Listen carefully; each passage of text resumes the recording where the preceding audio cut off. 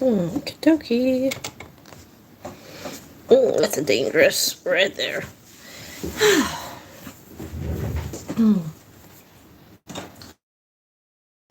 Good evening, everybody.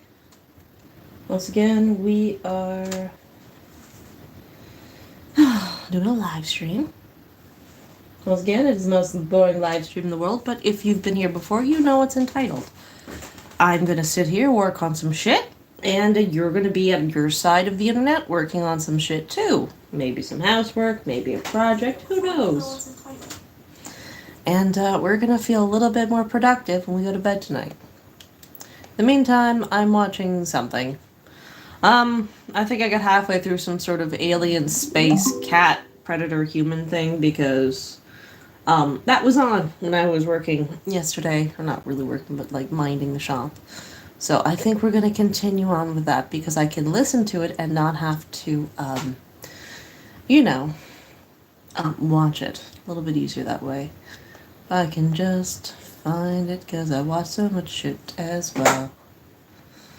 No. I'm gonna stay off the nature of predators for a few weeks until it gets ahead more, and then I'll catch up to it then. So this is a job for Death Worlder. Made with 100% whole grain and very high in fiber. Traveling can be a challenge, but having a smart home from TELUS means there's one less thing to worry about. Who will be judging him but himself? He had let his hand sink back down, and instead leaned into the doorway, excited that he would be the flying fool this time. And what do you want me to do about this? The voice came out of the room, very quiet and very muffled, but just clear enough to understand. The constantly slightly changing volume and the agitated pitch, combined with the soft sounds of footsteps, made for an image of someone pacing the floor while talking. They got quiet for a moment, presumably listening to someone unheard, answering their question. Sadly, the other party was too quiet to be heard from James's position, if they were audible at all. Therefore, he could only rely on one side of the conversation to try and piece together what it was they were arguing about. That is not how this works, and you know it, the unhappy voice exclaimed at their interlocutor, after having apparently gotten an unsatisfactory answer to their inquiry. Just because it was his lab doesn't mean this suddenly becomes my responsibility. His lab, huh? James thought to himself. Now who could that be? Another moment of silence indicated another reply from the unseen contributor. I don't know, just tell security or something. The voice then rang out once more, going quickly up and down in volume as the frequency of the pacing of his user rose. The next response seemed to be longer, since the silence lasted for quite a while. James did have to admit he was always disappointed that they weren't talking about him specifically. After all, he was the guy they had been stalking for a month now. They could at least have the courtesy to satisfy his curiosity. That's not my problem. The voice came forth once more, slowly getting closer and closer to actually yelling at whoever was bothering them. My task is the freak, and only the freak. I don't care about his coterie. Now that wasn't very nice, James thought, somewhat more amused than insulted at being called a freak of all things, considering the colourful mix of people on board. He also wondered who exactly was considered to be part of his coterie. He leaned in ever so slightly closer, as he felt things getting really interesting. Listen, my job is already hard enough as it is. The guy's behaving like the galaxy's deadliest toddler, running around without rhyme or reason at all times of the day and making me chase after him. The beratement of the voice continued. Apparently they were interrupted at that point, because after having presumably paused for breath for a second, they stopped with an annoyed sound instead of continuing their tirade. And obviously they weren't too happy about that, because after the moment of silence, during which they had listened to whatever was so important that it couldn't have waited until they were finished, their tone had changed from kind of upset to full-on infuriated. And what if they do? They could blow the thing all over again for all I care. That still doesn't, they yelled out. However, their wrath wasn't built to last, as from one moment to another, like someone had flipped a switch, their entire infliction changed, as they, now with a comparatively meek tone, said a sentence that nobody ever wanted to say. What do you mean, uh-oh? A moment of silence followed, after which they instantly kicked into gear and came towards the door, wildly ranting about something that James couldn't concentrate on. He had only enough time to take a step back and raise his hand to a pretend knock as the door loudly burst out in front of him. The occupant's eyes widened considerably, as they not only had to abruptly stop in order to not run into him, but presumably also realized who they had almost just run into. James put on his best surprised, shocked expression as he, too, took a step back. In front of him stood what he guessed to be a macrocecilid of sorts, standing just a little bit shorter than him, with an untypically long, sleek body. Their fur was blonde, with white pattern across it. Their large, almost completely black eyes were about as wide open as they could be as they stared into his. And in something that was presumably akin to a nervous tick, they wildly moved around their trunk, which was about the size of James's forearm, with an unsettling, wet sound. "What are you?" They started a sentence, probably stopping themselves just short of actually asking him what the hell he was doing there. James decided to roll with it, however. A human, if you need to know," he answered indignantly, pretending to be offended by the question. Then he feigned a bout of confusion and took a few steps away in order to look at the plaque, showing off the cabin number. There he also saw the name of his new friend for the first time. Officer Reprick. Interesting. His unknowing opponent in this battle of wits stood almost completely frozen in place. Striking his forehead with a loud smack, James let out a groan. "Well, I'm an idiot. I'm at the wrong cabin," he said to no one in particular. Still playing on being upset, he started walking away from the cabin, mumbling a brief excuse of the terrified, oversized critter. As he had planned, they carefully began to follow him right as he got out of sight. To solidify his excuse and following alibi, he now had to reach the right cabin while they were watching him. Luckily, Moore's cabin wasn't far, so he quickly paid her a visit, thereby also confirming to her wordlessly that the plan was over and had worked before he returned to his laboratory. It was time to rest up and get back to the planning stage. As he returned to the large empty room, Curie had still not come back, their work still laying unchanged from the moment he had left. Seeing that, he began to wonder, mulling over what he had heard earlier once more. What could it mean? His thought process was interrupted, however, as the silence was broken by faint sounds. At first, he was going to just dismiss it and keep thinking, until he realized they were coming from the ground. Confused, he sat down and put his left ear on the floor. He felt it more than he heard it, but it was there. Not only could he hear the sounds, but he also quickly realized he knew those sounds. In fact, he knew that pattern of sounds. One metallic clank vibrating the ground after another. And the pieces fell into place.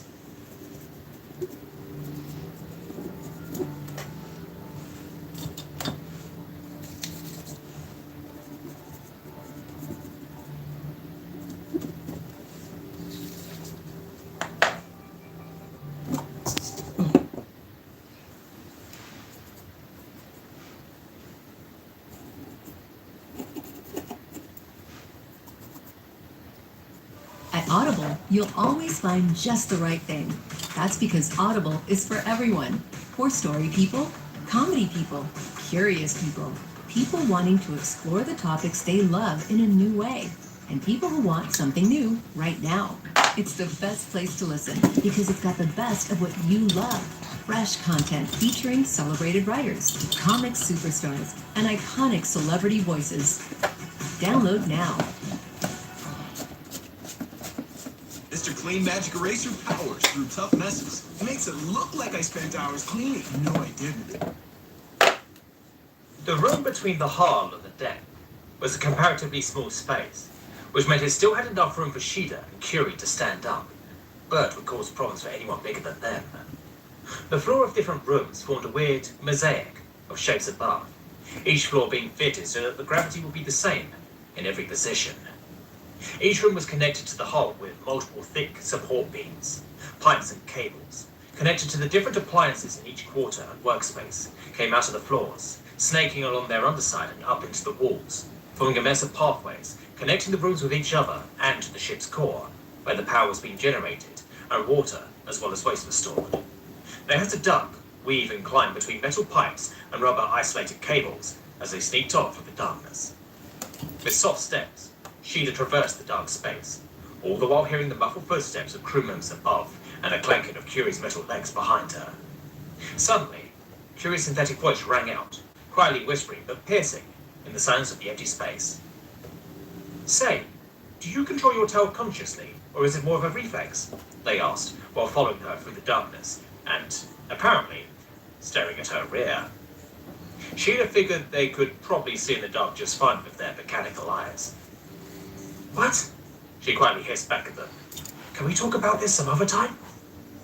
Oh, right. Sorry, Curie replied quietly, only then to pipe back up after a few seconds. What about your ears? Sheila shushed them, shaking her head annoyedly. They slowly crossed the dark space, and every few seconds Sheila had to block a new, intrusive question from Curie, who seemed to be simply unable to contain themselves. Sheila really hoped they couldn't be heard through the floor, like they could hear people walking just above their heads. Finally, something changed. Sheila sniffed the air. It smelled of soot and smoke. They were getting close.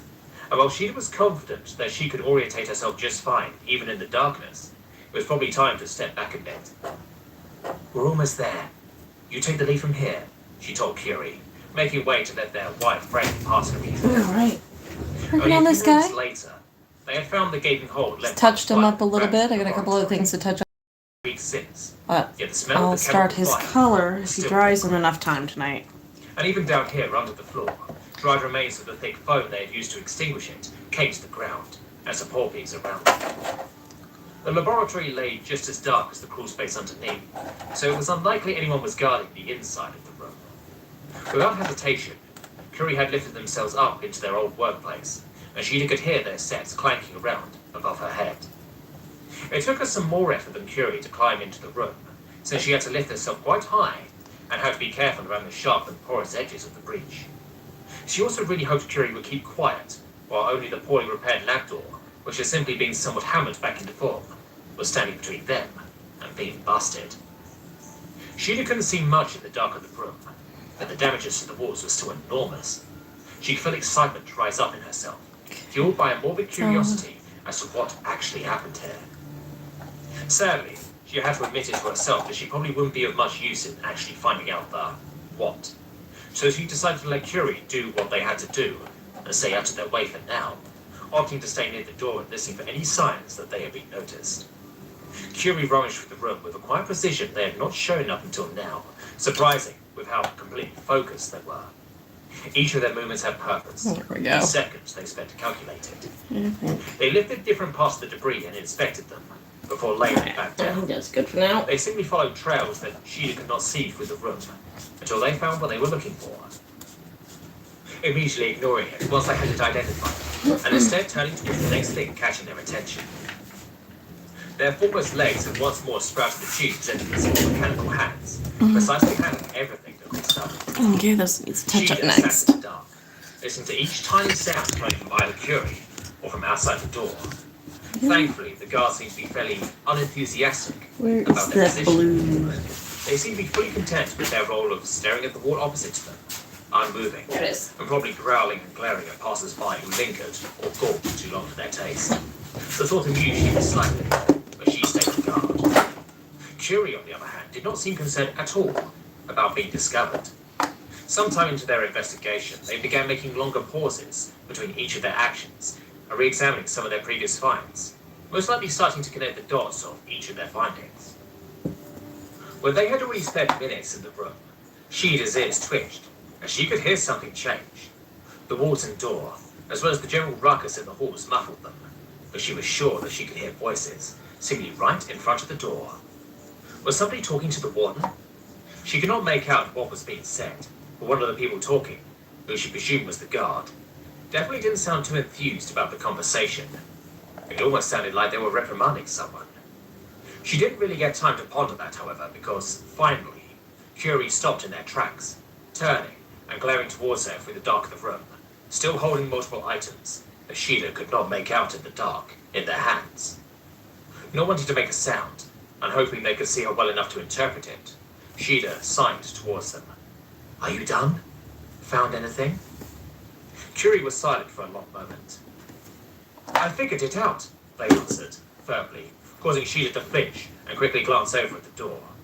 Luckily, there was no sign of anyone having heard them yet, the conversation continuing, undisturbed. She signaled Curie to be quiet, and apparently, they didn't even notice. I figured it out, But what was the purpose behind all of this? It doesn't make sense. Or does it? That was quite the contraption they figured out here, but what was its purpose? Alright, you have to They rambled dry. on. Not really being loud, but definitely not being quiet. Obviously having either completely forgotten or paying no mind to the position they were in. What could be the reason behind such needlessly complicated actions? There has to be one. A train of thought. But what is it? Agitated, Sheila hurried over to them, trying to shush them all the while. Quiet, damn it! She shouted, trying to get their attention with waving hands. Please be quiet! They had to go, and they had to go now. Sheila struggled to find a way to somehow coax Curie's spindly form around, trying to get them to let her lead them back towards the hole in the ground. But she found no ground trying to push any of their limbs, their legs just quickly moving out of the way each time she so much as touched them, and trying to move their body would only shift it slightly to the side. Then she heard the thing she had been dreading. Something was staring in front of the room. The guard had become active, and she could hear them getting even more agitated and shouting something, although she could not make out what it was. She could very much guess, though. We have to go, she urged Curie, glancing back at the door. Meanwhile, the guard seemed to get more and more agitated, starting to yell more, but Sheila wasn't listening. She was only trying to somehow get Curie to move, or at least snap out of their ramble. Then, a cracking and hissing sound behind her made her eyes widen.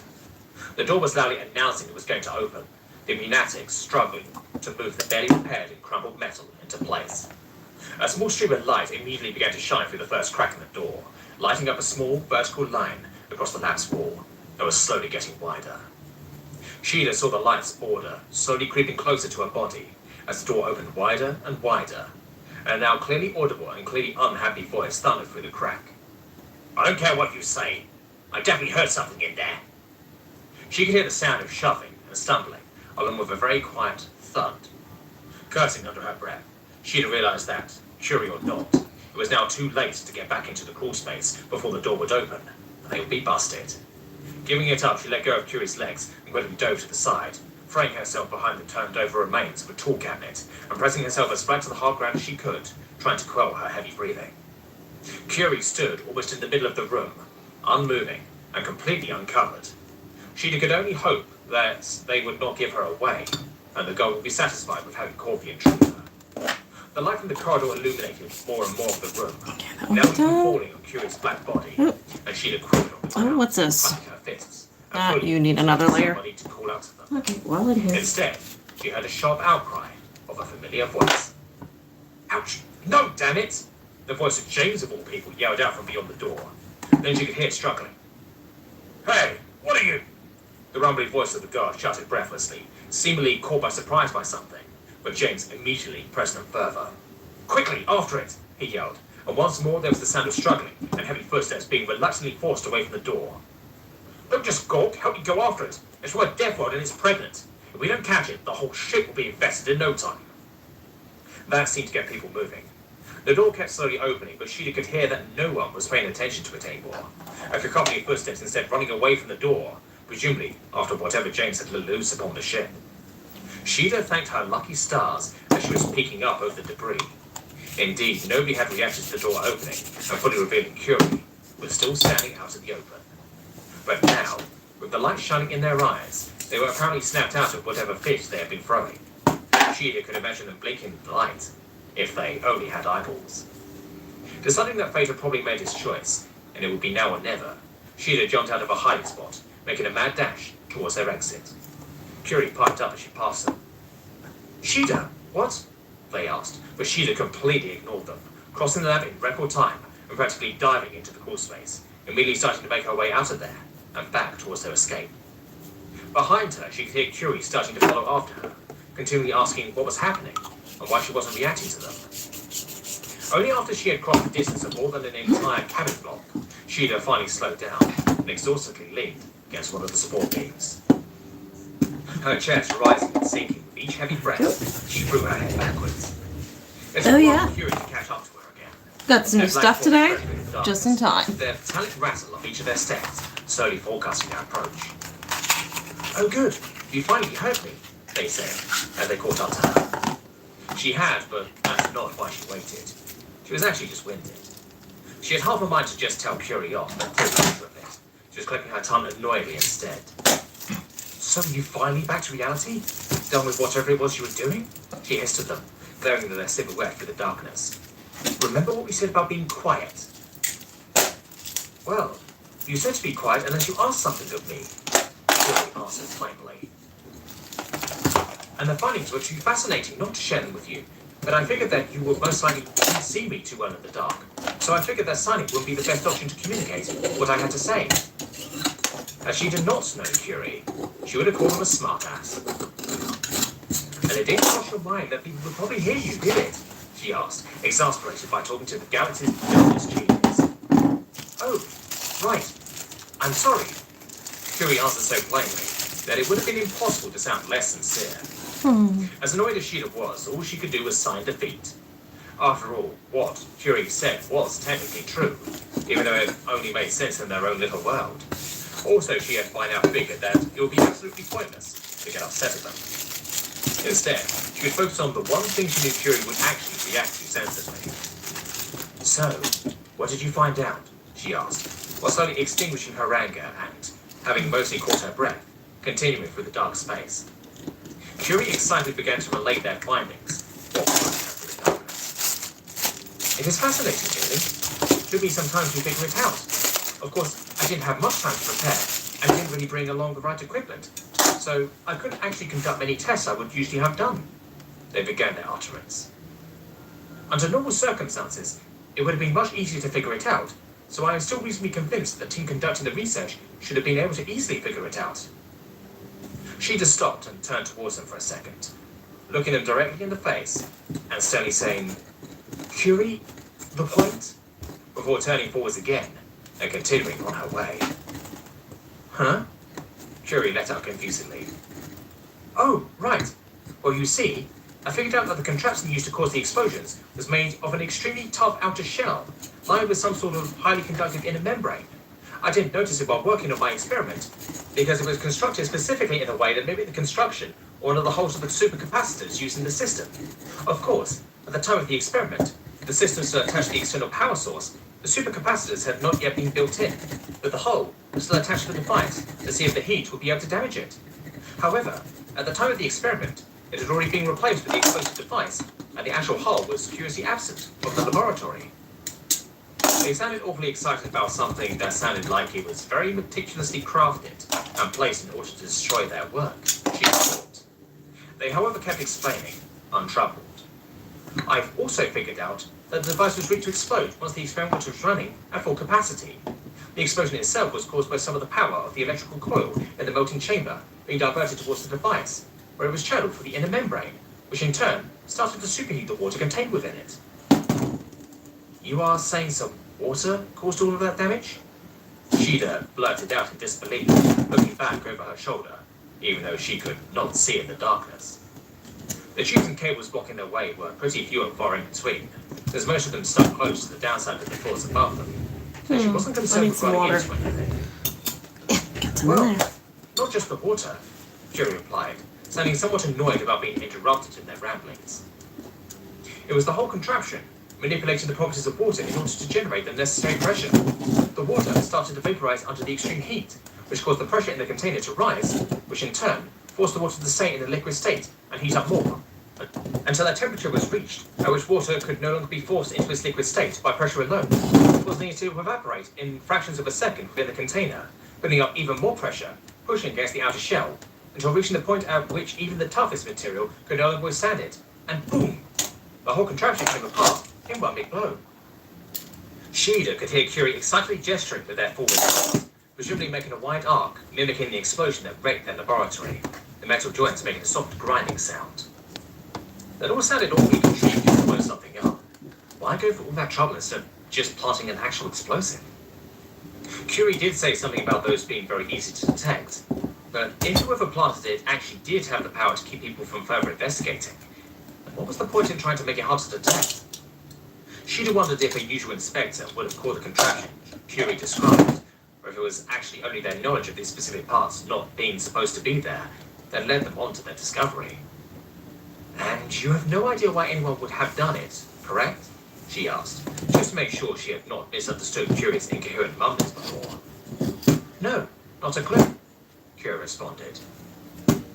I see no gain for anyone in destroying my machine or my laboratory in such a manner. But they do have to be dedicated. After all, they not only devised such a contraption, but they also had to meticulously design it to copy the make of my parts. That was a good point. How did they do that anyway? Wouldn't they have had to spy on you and your design for some time in order to do that? She contemplated out loud, while ducking under a particularly thick metal pipe hanging on the height of her head. No, why would they? Curie replied with a curiously upbeat demeanor. The entirety of my work is recorded, logged, and freely accessible to anyone on the ship's computer system. I figured it would be better if anyone that could benefit from my work had the ability to easily do so. That did surprise Sheila, if only because it was such a foreign concept for her. But it did explain how whoever made the device could design it so well as their work, that even Curie themselves did not realize it was there until it was too late. Even so, they did not reach any further conclusions about the reasoning behind the plot. Where's the blue? Before they had once again reached the maintenance hangar. Where's the leading to blue? space room. Before they left, Sheila stopped Curie and, in small steps, explained that they should not talk about it anymore, as long as they were out in the halls among other crewmates, and how they should only discuss this whole situation in private. To her surprise, it actually seemed to sink in. Curie appeared to listen carefully and, after Sheila was Hi there. repeated the biggest points back at her, making gestures of understanding. Sheila nodded back at them, pleased that explaining everything indeed seemed to work, even though it was slightly annoying to break everything that seemed so natural to her down into such small details. Curie stayed quiet during their entire journey back through the ship, probably not wanting to talk about anything but the topic at hand. Sheila was just fine with that, using the time spent walking in her thoughts, mulling over the situation once more in peace. Due to it having taken some time for them to traverse the crawl space and the ship back to the research wing, the chaos that James had caused earlier had already died down again. Looking down the hall, they could see the disgruntled guard in front of the broken lab door, having taken back up their position of standing and staring at the opposite wall. They were a medium-sized decapod. Their long antennas swung through the air wildly, scanning it for any hint of things that might try to come close to the door they were guarding, completely oblivious to the fact that they had already failed in their task. "Do you think James is back by now?" Curie asked, as they reached the gates to his workplace, and momentarily paused. "I wonder where he was going when..." They stopped when they noticed Sheila glaring daggers at them, probably realizing they almost gave themselves away. Shaking her head and turning away from her metal companion, Sheila answered, "Well, there's one way to find out."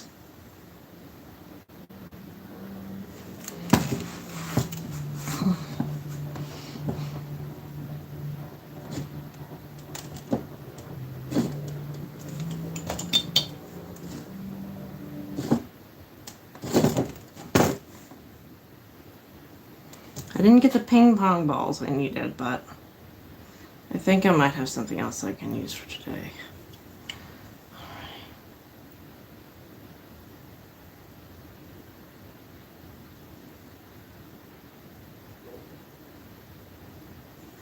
All right. I think that neck peg is fine. I'll paint that up. It's part of the Halloween skeleton bat. So I'm gonna paint this accordingly. I think I have to repaint the dress because I broke her, so she's got some paint chips I gotta fix up, and so the head will be posable on this one. Okay, put down there. Now, here comes the tricky part. Open the next couple of teapots while I'm here. I should be sewing. Why are you not sewing, you idiot? Oh, well. Oh, don't make me do this. Come on, guys. Just play the set. Which one did I just watch? Part 7? 6, 7. I just did that one. A diaper this leak-free sets them free. Oh, I hate Only commercials. Pampers Cruisers 360. Who would be judging him but himself? He had let his hand sink back down, and instead leaned into the doorway, excited that he would be the fly on the wall this time. Alright. And what do you want me to do about this? Look, Okay, give me a second. I made some baked potatoes tonight. And I didn't realize how hungry I was until I ate like 4 of them. Yeah. History. Okay.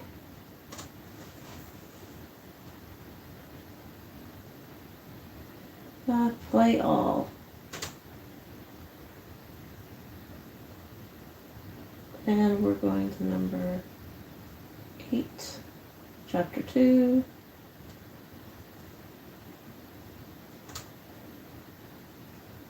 Chapter 7, chapter 8. There we go. There's probably an easier way to do this. I just,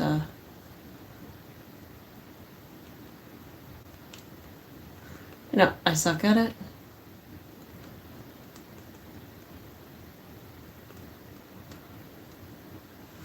Chapter 7, I want... Oh, there's I watched both of them. Really? There's a part 1 and a part 2? Jesus! I need a part, Chapter 8. Ooh, yeah, I need that one. Give it to me. Give it to mommy! Da-da-da. Watch later. History. Anyway. How did you guys have a survivable weekend? Oh, no, that's not what I wanted. Okay, back. I need actual back. God damn it! Oh, why do things have to be complicated some days? Like, this is a simple remote. This should not confuse me. Da-da-da-da. Blech.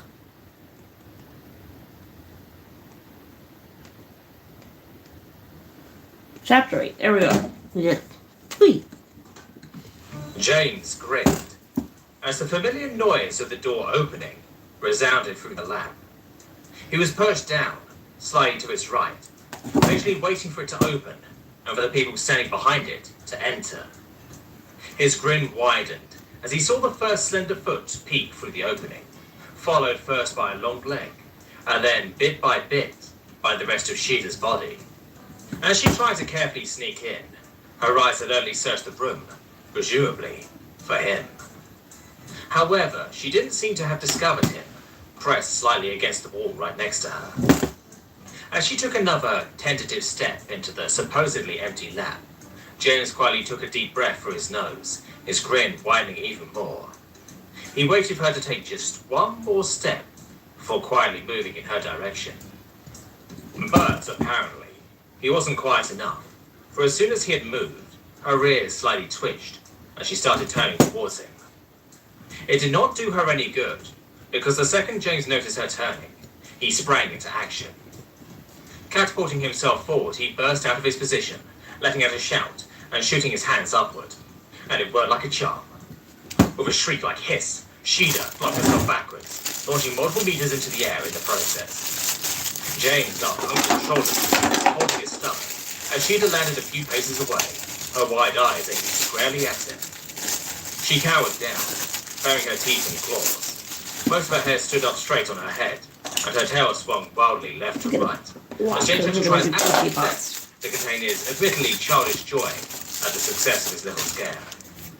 Behind Sheeta, Curie was now entering the laboratory as well, curiously eyeing the two of them as Sheeta angrily tried to stare down James, who could still barely contain his laughter and was not paying any mind to her threatening display.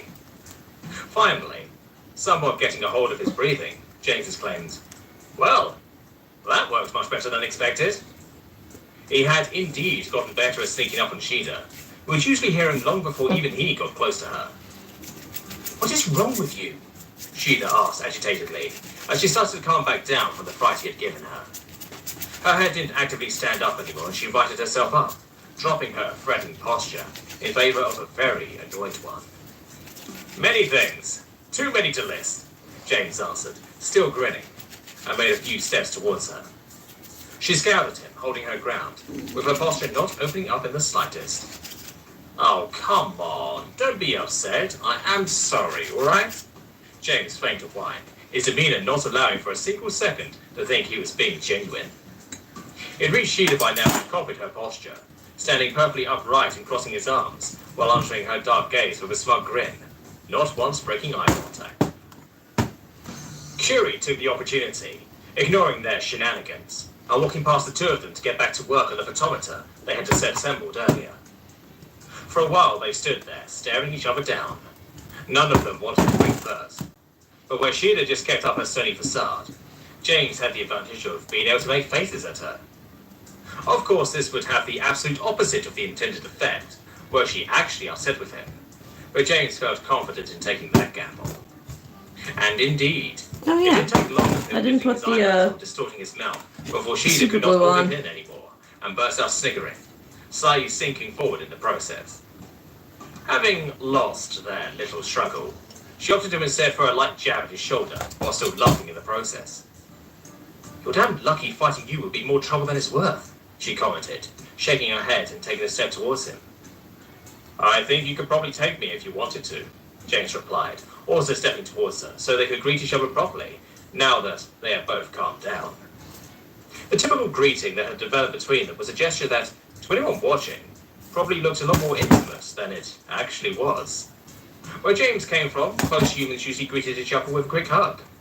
Where Sheila came from, close myriads usually greeted each other by quickly rubbing either shoulders or foreheads.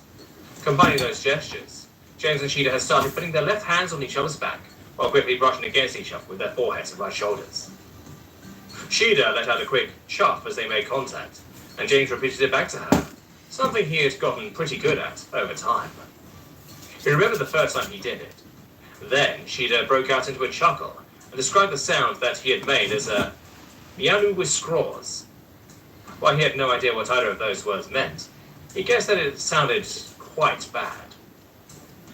Once they were done with pleasantries, James moved back over to where his laptop laid on top of an empty chair, while Sheila wandered over to one of her usual napping spots. Once she had sat down on the empty part of the lab's workspace, she curiously looked over to him, absently typing away on the keyboard. "So, what are you working on?" she asked, half interested, while staring at the quietly humming Earth device. The macrophages and dendritic cells seem to have some trouble with presenting some antigen parts that don't have any similar structures to those that also evolved on Earth. James explained his current task without looking up from his screen, his fingers never stopping to input different data or commands into the computer. "I'll probably have to write some genetic codes for more broadly binding protein complexes for them before I can test how well the lymphocytes actually handle alien pathogens." Of course, he knew that Sheila would most likely understand almost nothing of what he just explained, but he would rather confuse than patronize her. Sheila just chuckled and, apparently reacting to the one part she actually understood, replied, "To what point has my life gotten that you saying something like this doesn't shock me anymore?" James politely chuckled back, while still staring down at his work. His mind wasn't exactly in it, however. It was occupied with a very different problem from proteins and lymphocytes. To his dismay, the little stump the two partners in crime within his lab had pulled earlier had brought him into a precarious situation, since he now not only knew what those two had been up to, but also that they had been found out. For only a second, he glanced away from his work and over to Curie, who had gone back to tinkering a few paces away from him. Their complex movements with way too many appendages still made his head spin, as he tried to recognize the different parts of the familiar device that they were currently handling. He sighed quietly. Curie had already had a target on their back, and now they had unknowingly been caught sneaking into their sabotage laboratory. Yeah, baby. Not eating his worries was that James almost couldn't imagine someone less prepared than Curie to face the situation that they now found themselves in. However, it wasn't actually Hi, baby. Curie who I gave know, him I love headaches you right too. now. He didn't even have to look over to see her before his inner eye, laying sprawling on the white countertop and dozing off while listening to the white noise of him typing and Curie working. Sheila indeed was a more curious case than Curie. On the surface, she had broken the rules just as much as Curie had, and got busted just as bad as they did. However, James was unsure about some of the things that happened. If he was being observed by officers, the question how much Sheila knew was still very much up in the air. Maybe she knew nothing, or maybe she was Hi, completely bunny. on it. Maybe she was even the reason the two of them had been busted. Your chair's there. On the other hand, he was in the unique position that he had, to his knowledge, remained completely undiscovered. While he knew all about their little adventure, as well as some stuff about the third observing party. This left him finding himself in a moral dilemma. He knew he had to warn Curie, that was the question. But Sheila was more difficult. There were a few scenarios he had to weigh the pros and cons of, with the two most important ones being, if he told Sheila and she was actually involved, he had just revealed that he was onto their little game, and therefore lost every advantage he had gained until then, possibly even without realizing it right away. However, if he didn't tell Sheila, and she wasn't in on it, he would just let her run blindly into whatever was in for her, now that she had been discovered. And he knew he probably wouldn't have much luck justifying that one with himself. Yes, my kneecap He is your basically friend. was Come here, you. thinking about it. Ethics and morality hadn't ever been his strongest subjects, and he knew himself to be a bit too compassionate at times. Come here. So he Come actively closer. tried to create a bias towards distrusting Sheila in his mind. In the end, Oh boy. he couldn't find a negative Big to boy. revealing him finding out about Happy. him being observed, And nor a handsome. positive to keeping his perceived advantage Sure, strong babe. enough that it would outweigh Good the for you. negative of possibly leaving Sheila to blindly stumble into a trap. This held especially true after he had time to think about it, and had come to the conclusion that the sabotage might have been an attempt on Curie's life. Once more, he sighed into the silence of the room. Baby. How had his professor put it again? You will always be the guy to pull the lever, huh? It was probably time to set No, things there's in food motion. upstairs. See I that saw he it couldn't when I even came talk himself down. out of it. Don't lie to me. At least he had already prepared everything beforehand, just in case he was going to go through with it. And this would also be a good opportunity to see if he knew Sheila as well as he thought he did by There you now. go. Taking his hands off his keyboard, he stretched himself, with his fingers locked above his head, releasing the tension that had been building up within him. His nut was cracking loudly as he felt his joints loosen up. Hey, Sheila, he said loudly, turning towards his feline friend, who had been badly pretending to be asleep for a while now, with her tail swaying over the edge of the counter, completely giving the game away. Could you Okay. do me a favor real quick? Does it involve movement? She answers grumpily, her face not turning away from the ceiling and her eyes staying closed. James looked back to his work and started to make some simple inputs once more, as he replied, There's a notebook to your right that I brought from Earth. Could you bring it over to me, please? Sheila made an exaggerated, annoyed sound, playing up the theatrics of having to get up in order to fulfill his request. Walking over the countertops instead of getting off of them, she strolled a few steps towards the very old-fashioned stack of paper bound in brown imitation leather, while stretching extensively. And within the notebook, there was a carefully placed bookmark. While picking up the sleek object, Sheila inspected it for a moment, and, of course, noted the piece of cardboard, slightly sticking out of it right away. Coming over to hand him the book, she casually opened it on the barred page and started to read what was written there. Out of the corner of his eye, James could see it taking effect and giving Sheila pause for a moment. He had to suppress his urge to take a closer look at her reaction, since he didn't want to give any indication to what was going on to any unwanted eyes on them right now. Was this the good or bad kind of surprise? He couldn't tell. Her pause had only lasted for a split second, which shouldn't be just enough time to take in the contents of the page. Then she immediately continued her way towards James, as if nothing had happened, and handed over the book. Don't disappoint me, please, he thought to himself, while pointlessly turning a few pages just to keep up the charade. While she was still standing next to him, he could see Sheila take a sneaky look over towards his abandoned assistant, that still lay close to where Curie was working. Then he heard her take a deep breath, which she let out very slowly, before she returned to her previous position. James couldn't help but wonder if things would get easier from now on, or a lot more complicated. It was dark on board, as he followed the freak once more. Why was it so dark? Had the lights been damaged? Or maybe the generator? He couldn't worry about it now. Somehow it was harder today. There weren't many people around he could hide behind, and his target was moving a lot quicker than he usually did. He struggled to keep up, often having to neglect his cover just to not lose sight of him, and yet he still had to speed up. His visibility decreased further and further. It almost seemed like the twilight was turning into a mist, or some kind of mist, obscuring his target in front of his very eyes. More and more, The ship's halls and his crewmates turned into schemes and barely recognizable forms.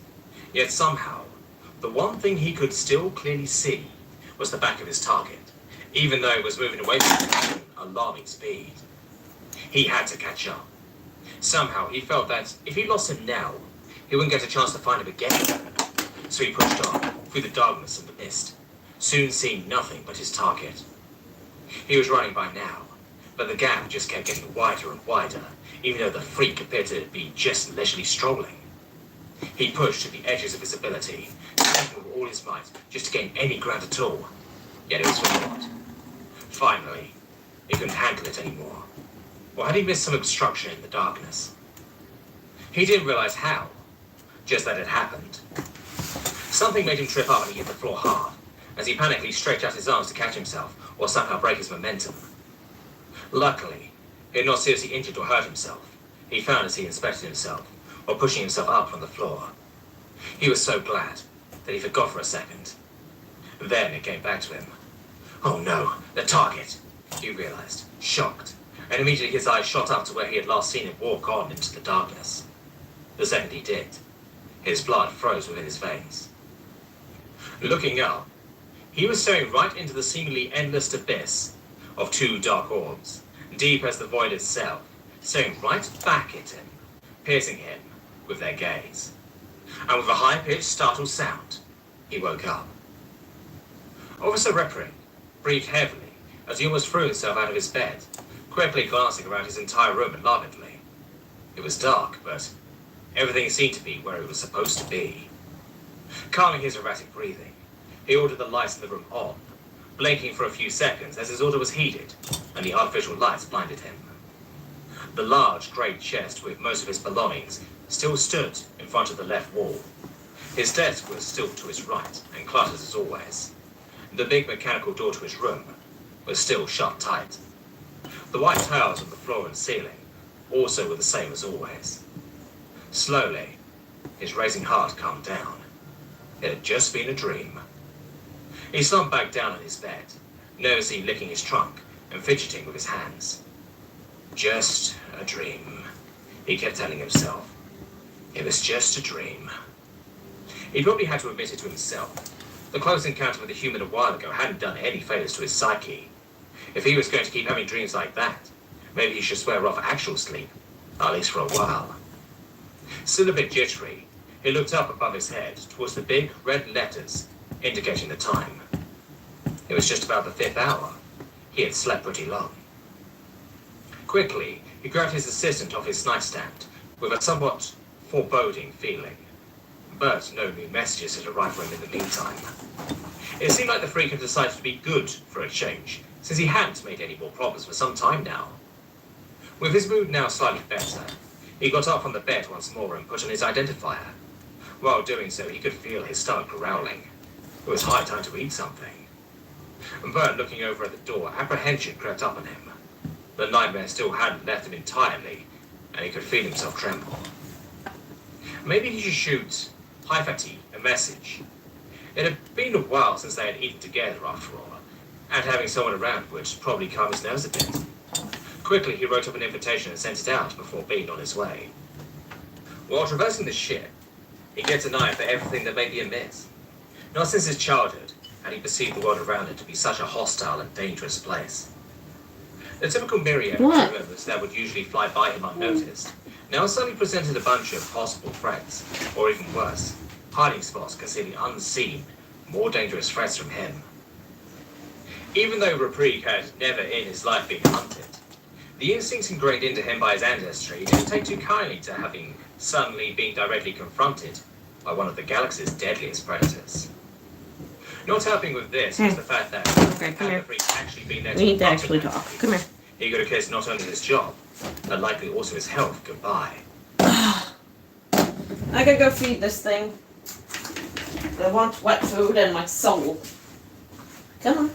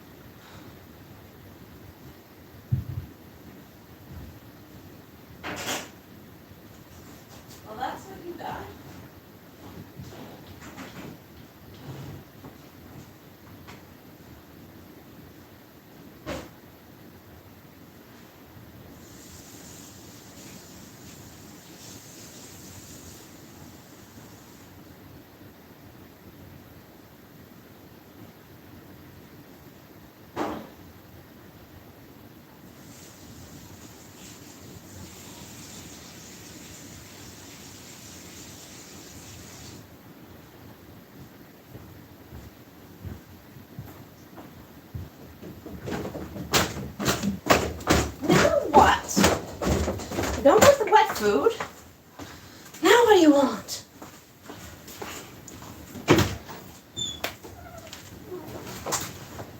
The window's open.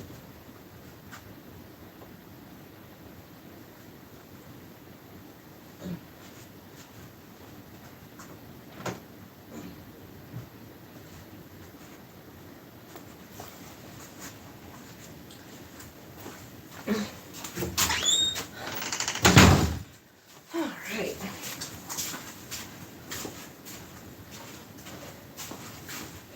Okay, you need to get a little bit more space. Oh my. I wonder where else I can put this phone. Motherfucker. No, it's worthless. Fuck, I hate this setup, but it's all I got to work with.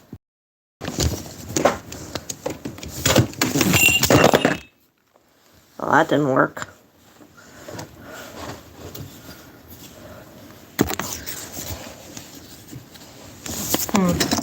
Give me a minute.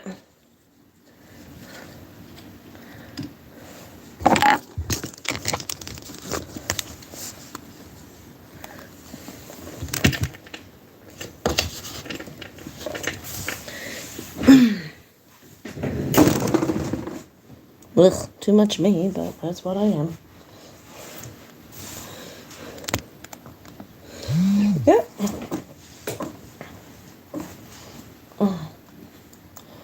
How could he have guessed that the guy was just dumb enough to walk up to the completely wrong cabin?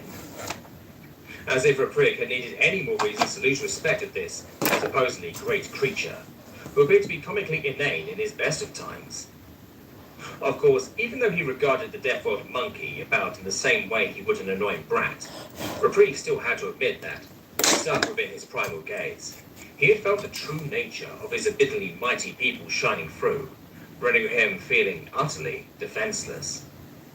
Too bad that the freak himself seemed to not have the slightest clue of what greatness was resting within him, instead opting to goof around with monsters and abominations almost as bizarre as himself, just minus the heritage, most of the time. These thoughts occupied Raprig enough that he reached his destination without his anxiety rising any further. Yet his new surroundings gave him pause. His stomach suddenly felt the need to inform him that, no matter how hungry he was, he felt not ready for a possible close encounter with his target. And as long as the freak would be wearing his assistant, he would not be informed about his whereabouts, which usually wouldn't be a problem, except that the Herbivore Casino was one of the places where one would reasonably expect to accidentally run into a crew member of a similar enough diet.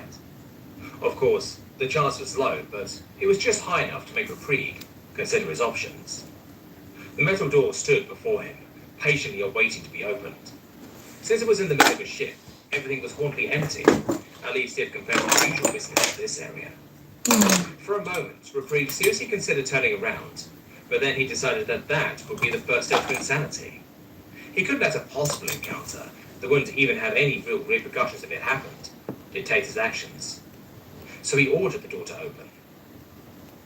Immediately, he scanned all the lines forming in front of the different counters, as well as the people sitting on and at the different tables. To his relief, he didn't spot any cloth-clad figures or naked faces around. Yet he still kept an eye on everyone the entire time he was picking out his food and a suitable table to eat, not just to see if he had missed anything, but also out of a deeply rooted instinct telling him that the reaction of other nearby prey items would warn him about incoming predators. This, of course, was hardly applicable in this situation, because neither was anybody actually in danger, nor would anyone react to the freak arriving at the scene with more than a curious glance. Anyway, this would most likely go down as the most stressful meal of his career. And some metal clanking next to him not only made him jump, but nearly sent him flying half across the table, as his legs spasmed hard in an escape reflex that was second to none in that moment. As his heart pumped so hard that each beat threatened to choke him, an amused, vibracious sound filled the air. "Are you trying to give me a heart attack?" Raprig asked with a quivering voice, while slowly crawling back to his previous position and staring at the new arrival. High fatigue was still making that weird, almost string instrument-like sound her species expressed amusement with, turned her head side to side, taking in his appearance with her bright, striking blue eyes, just one of which nearly had the diameter of Reprieve's entire face. Her eyes were the only visible thing on her face, the rest of her theoretical features being concealed under a thick plate of ivory-like material. The same material also covered the rest of her very tall, lean body, only being broken up and segmented around her joints and orifices. But where it was smooth on her face, it showed a texture of deep ridges and long protrusions of the rest of her body, giving her slender figure an appearance resembling a walking tree. Having apparently started him enough, she sat down and sit at the table, the progress being complicated a bit when she had to organize the 4 long appendages sprouting out of each of her legs, basically forming her equivalent of feet. Now some of the many, thin, branch-like arms coming from her shoulder started to pick up some of the food items from the tray she had so rudely slammed down next to her, while some others started to cheekily wave at Reprieve. Is this angle any better? Only visible as a blot of slightly less bright blue in the middle of her eyes, slightly constricted in amusement, as she I replied, hate this one. now, what in all the galaxy could have gotten you so jumpy? Reprieve, who had finally retaken his place at the table, scoffed at that. You know the answer to that, he replied, while also picking up some food. The volume of that amused string tone increased as Hyathy swayed around a bit. She pushed some food in an unseen mouth somewhere between her chin and her neck, and chewed for a moment, before she responded once more. Oh, come now. You don't mean to tell me that our mighty Death Welder is getting this concerned just for encountering one of his kind, do you? She said mockingly, the high, melodic tone of her voice changing like music with every word. With a heavy exhale, Reprieve released an upset sound. Please, do not compare me to those beasts. Just because my planet has a little stronger gravity than yours, he reprimanded his colleague, throwing her the darkest glance he could muster at the moment. Hyathy's head once again swayed around for a second, as her amused tone slowly faded out. Her eyes were no longer showing her amusement, instead becoming unpleasantly placid. Well, I kind of have to, she finally explained, a melodical tone now being replaced by a high, monotonous tone. After all, it is one of the reasons you were chosen for this assignment. There were lots of more important reasons for that. Also, Reprieve didn't quite feel like explaining how there was a world of difference between different planets designated as death, so he decided to change the topic. Before he did, he once more scanned the room, making sure the situation had not changed. Once he was satisfied with his perceived security, he decided to inquire about the target, since he had already come up by now. Speaking of whom, it seems that he has decided to behave for a change. Has anything changed about his status that I have not been informed about? Hyathy raised one of her many arms to rub along her faceplate, as if she was pondering the question. No, not really, she finally answered, and raised some more of her arms in a dismissive gesture. Just the usual. He does seem to remember to take his assistant along most of the time now. However, that much was true. After all, Reprieve hadn't had to be called in for quite a while now. But still, the order in which events had taken place didn't sit quite right with him. What about the other ones? He asked while distractedly chewing on a long, sweet root. The monster and the abomination. What happened with them? Hyathy's eyes narrowed down on him, and he was pretty sure it wasn't an amusement this time. I thought they weren't your concern, she said sharply, making it transparent that she was very much still upset about that incident. Reprieve couldn't count how many times he already had to apologize for that, but it seemed like the trend wasn't going to end anytime soon with that resentful woman. I already told you, I am sorry for that. Reprieve started his usual spiel once again. It was a very stressful day, and I was very preoccupied with my own duties, but I still should have been nicer about it. One would expect that making him apologize over and over again would get stale sooner or later, but one would be wrong. The melodic tones of amusement filled the air once more, as Hyathy made it clear that she was very happy with herself before she answered. Fine. I guess I won't be like that then. She took up a more thoughtful expression and leaned forward onto the table, supporting her massive head with both her arms, or staring into space dreamily. Although, there isn't that much to tell you. Whatever they did in that wreck, it seems like it wasn't all too interesting. I don't know the exact details, but it was reviewed, and apparently deemed to not be a problem. Therefore, it was decided to keep it on a need-to-know basis for now, in order to not raise suspicion. After all, we don't really have a good explanation for how we know about it. But from now on, Sheila is apparently under surveillance too. Reprieve scoffed. It didn't sit right with him that an officer of all people would escape punishment for clearly disregarding orders. But it was true that it would be hard to punish someone for something that you officially didn't and couldn't know about. However, that also wasn't what he had been after with his question. And the target? He pried further, putting down his food and looking directly at his colleague. She, however, seemed to just wave it off. Seems to be none the wiser, she answered dismissively. They never told him about it, and their interactions with each other don't seem to have changed, so our best guess is that they operate completely separate from him. That was a bit hard to believe, found Reprieve. The three of them seem to be completely inseparable, so would they really keep something like this a secret from each other? On the other hand, they were talking about some of the galaxy's greatest weirdos, so it wasn't unthinkable that they acted incomprehensibly to normal people. Anyway, if he didn't know about it, then that event most likely wasn't what triggered his sudden change of behavior, even if the timing seemed to align a little too well. Had he, in the end, really just gotten less forgetful? It's a good thing, too. Hyphate's voice suddenly brought him back to reality, as she seemed to continue her previous thought. I mean, can you imagine if he was actually with them?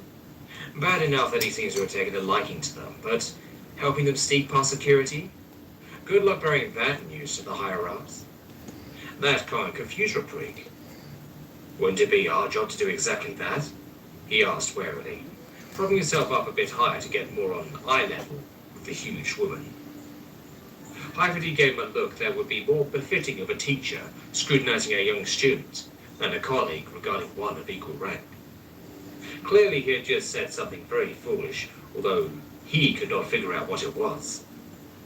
Her unmoving mask of a face slowly moved towards his, as she suddenly kept eye contact with him in a way that reminded him an uncomfortable lot of the way predators usually fixated people while talking to them. He now was forced to focus on her, the ambient noise of the crew members surrounding the two of them, slowly fading into obscurity, leaving his mind in an eerie silence, or he would do nothing but wait for I know I should be wearing gloves. Of course, that would be our job, she finally said, the humming tone of her voice now lowering to almost a faint sound.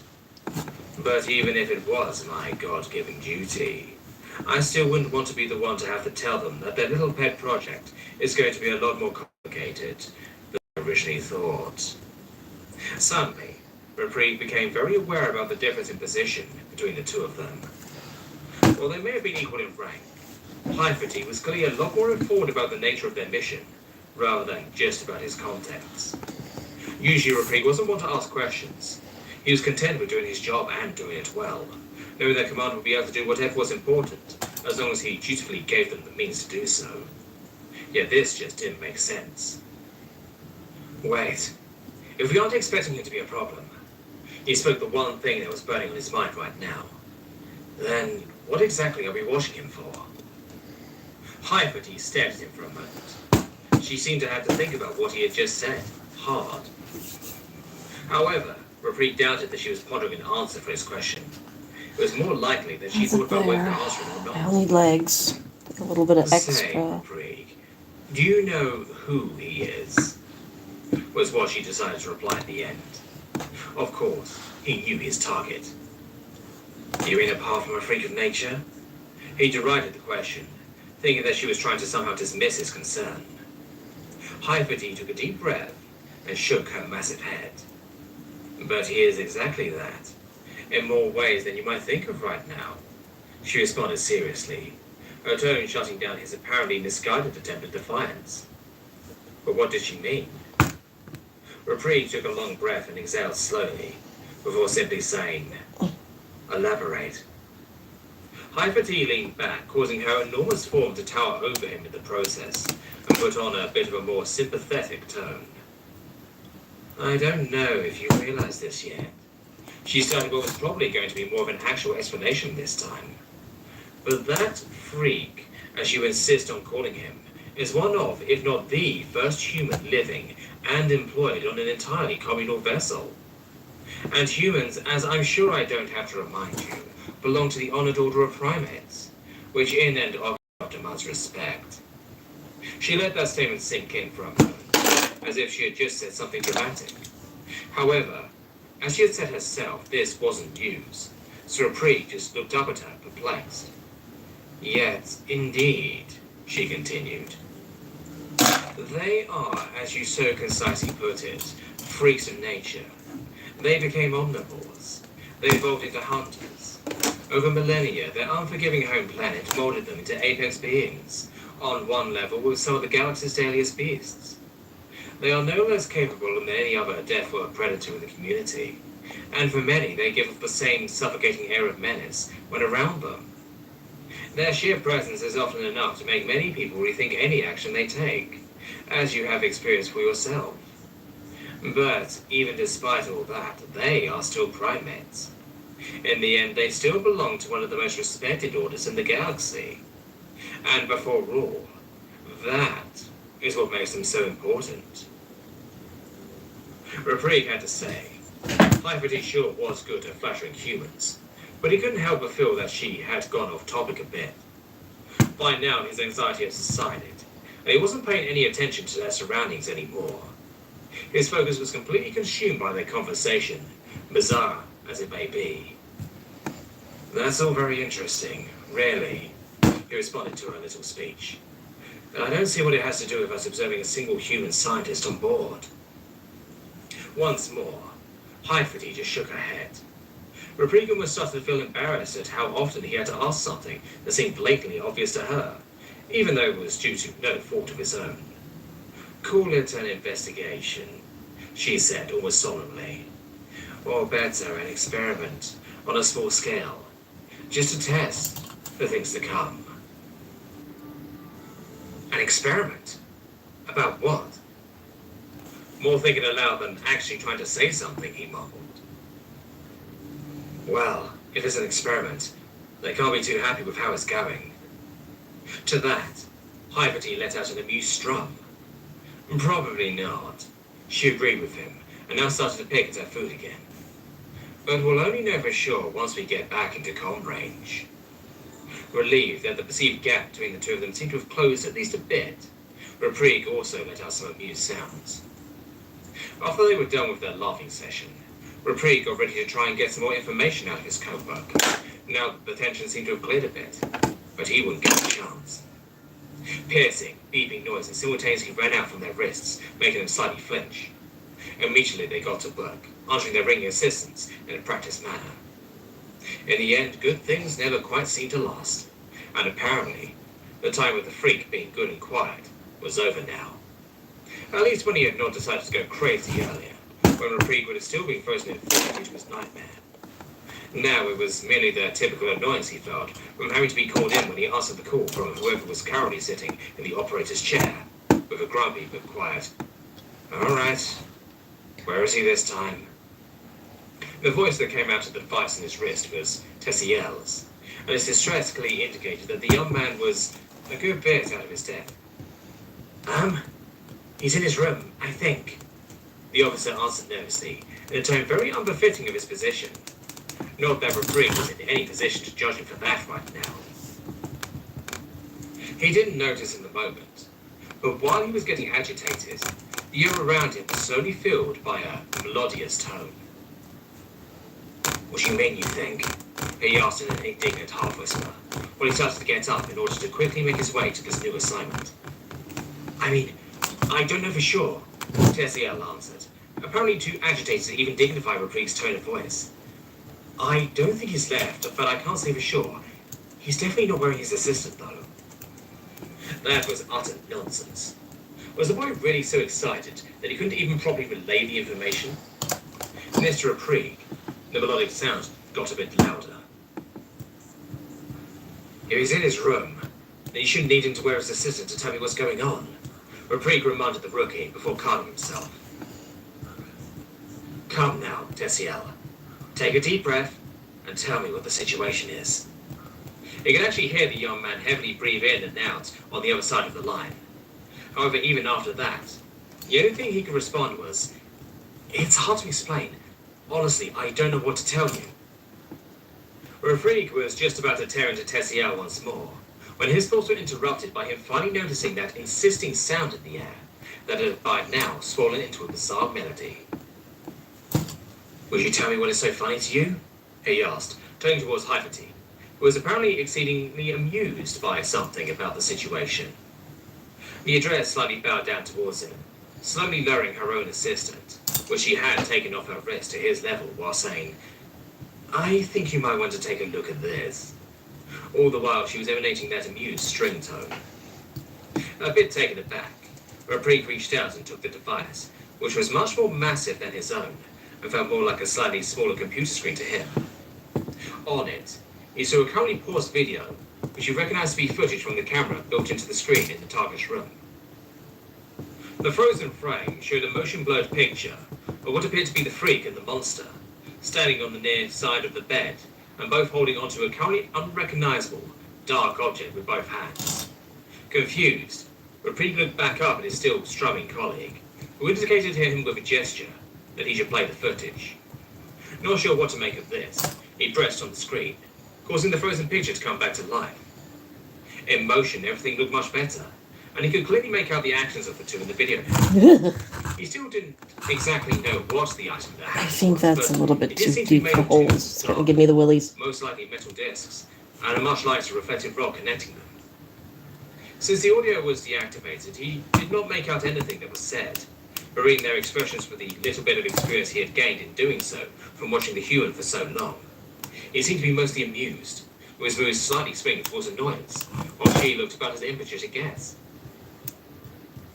After a while, Namiya started to not just pull on the weird thing, but basically hand herself onto it with her body weight, letting herself slump to the ground while holding onto it tightly.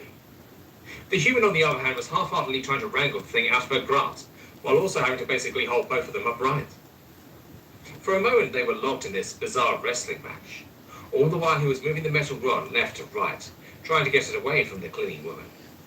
And to his own detriment, he suddenly succeeded. Without any warning, the monster's grip suddenly slipped, while the freak was yanking the thing in the direction of the screen.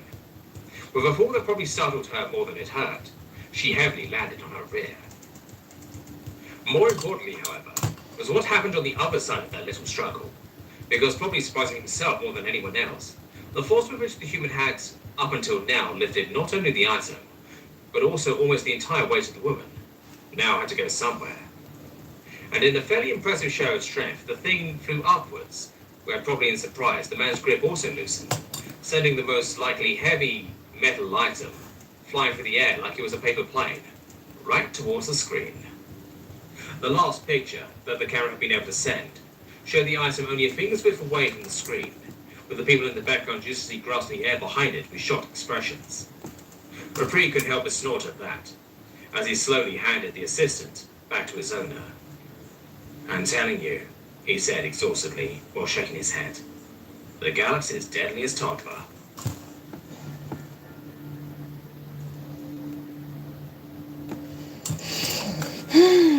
Make your skin crawl. Fuck. I think we're getting a little bit too deep with the clay. It's starting to give me icky vibes.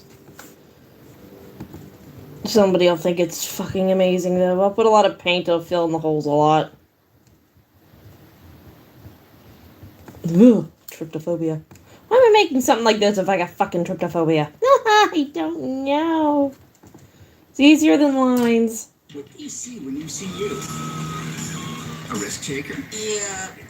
No. Failure to thrive. Quick check. Find out which Capital One credit cards you'll be approved for with 100% certainty. You've got this. And that's what I see when I look in the mirror. What's in your wallet? It's proven. Revitalift physically reduces the look of wrinkles, firms, and brightens. I'm amazed. I saw results in 1 week. Oh, I'm gonna throw up all of a sudden. The Ouroboros cycle. Part 1. No! There are a lot Fuck of off and SCP play the whole thing, you dumbass. thousands of. I don't care about that. Ugh.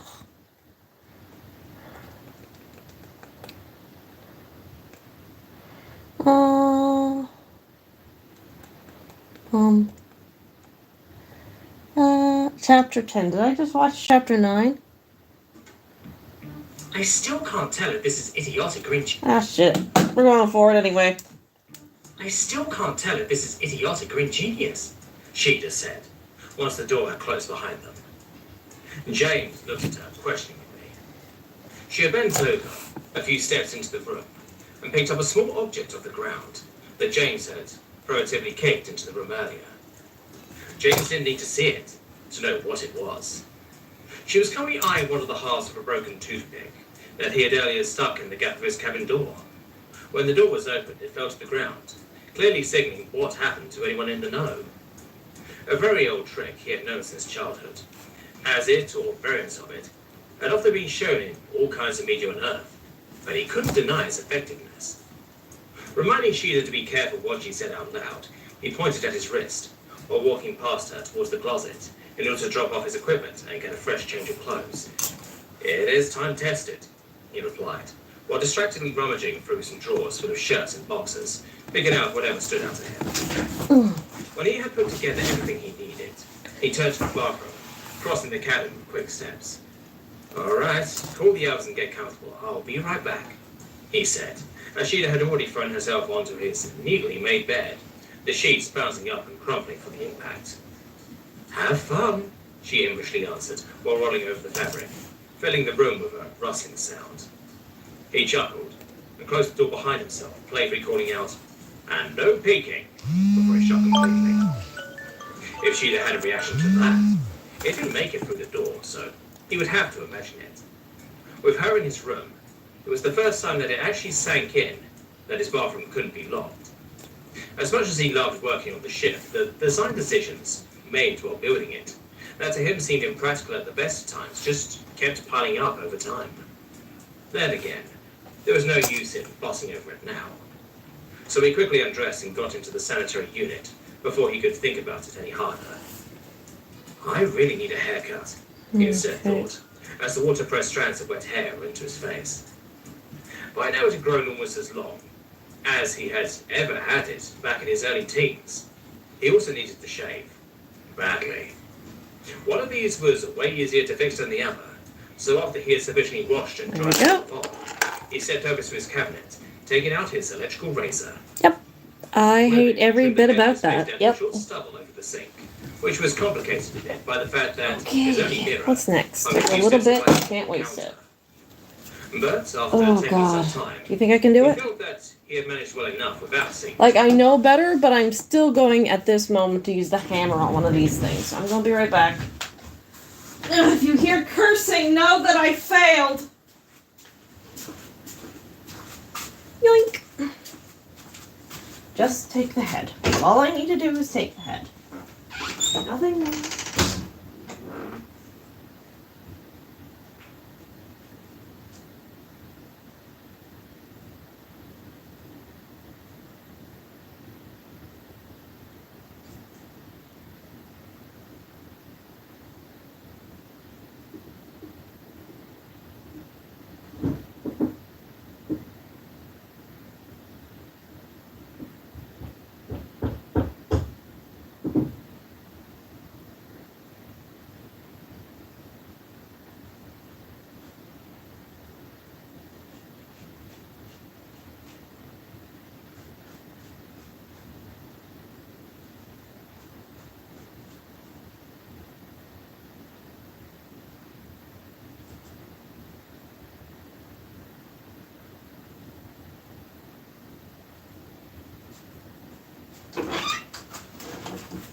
There we go.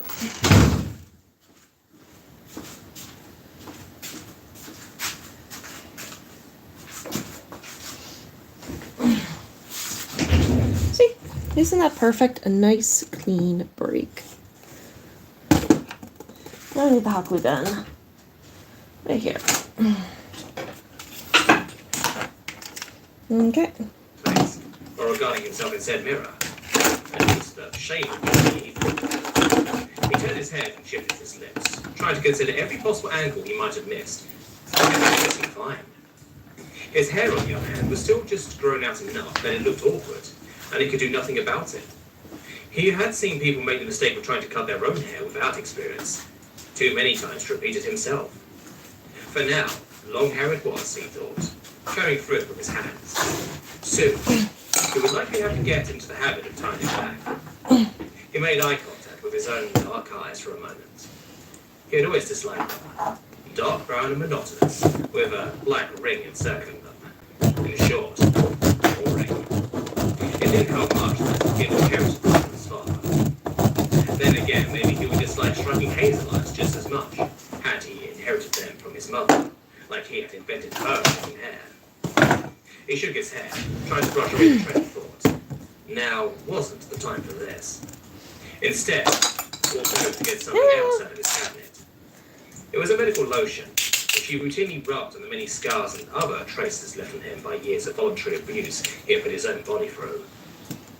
While applying it, he inwardly lamented for a moment about how he used to think that things would get easier once he had finally made it to his current position. But apparently a calm, easy life just wasn't in the cards for him. Maybe he only had himself to blame for that, sticking his nose into everything. Then again, if a good life meant keeping his head down and his eyes and mouth shut, he didn't want it anyway. After he was done with the lotion, he also applied deodorant and finally put on the fresh clothes, concealing the testimonies of his past. With a comb in hand, he then got to work, Just a little making bit sure he more. looked somewhat presentable, despite his suboptimal hair situation.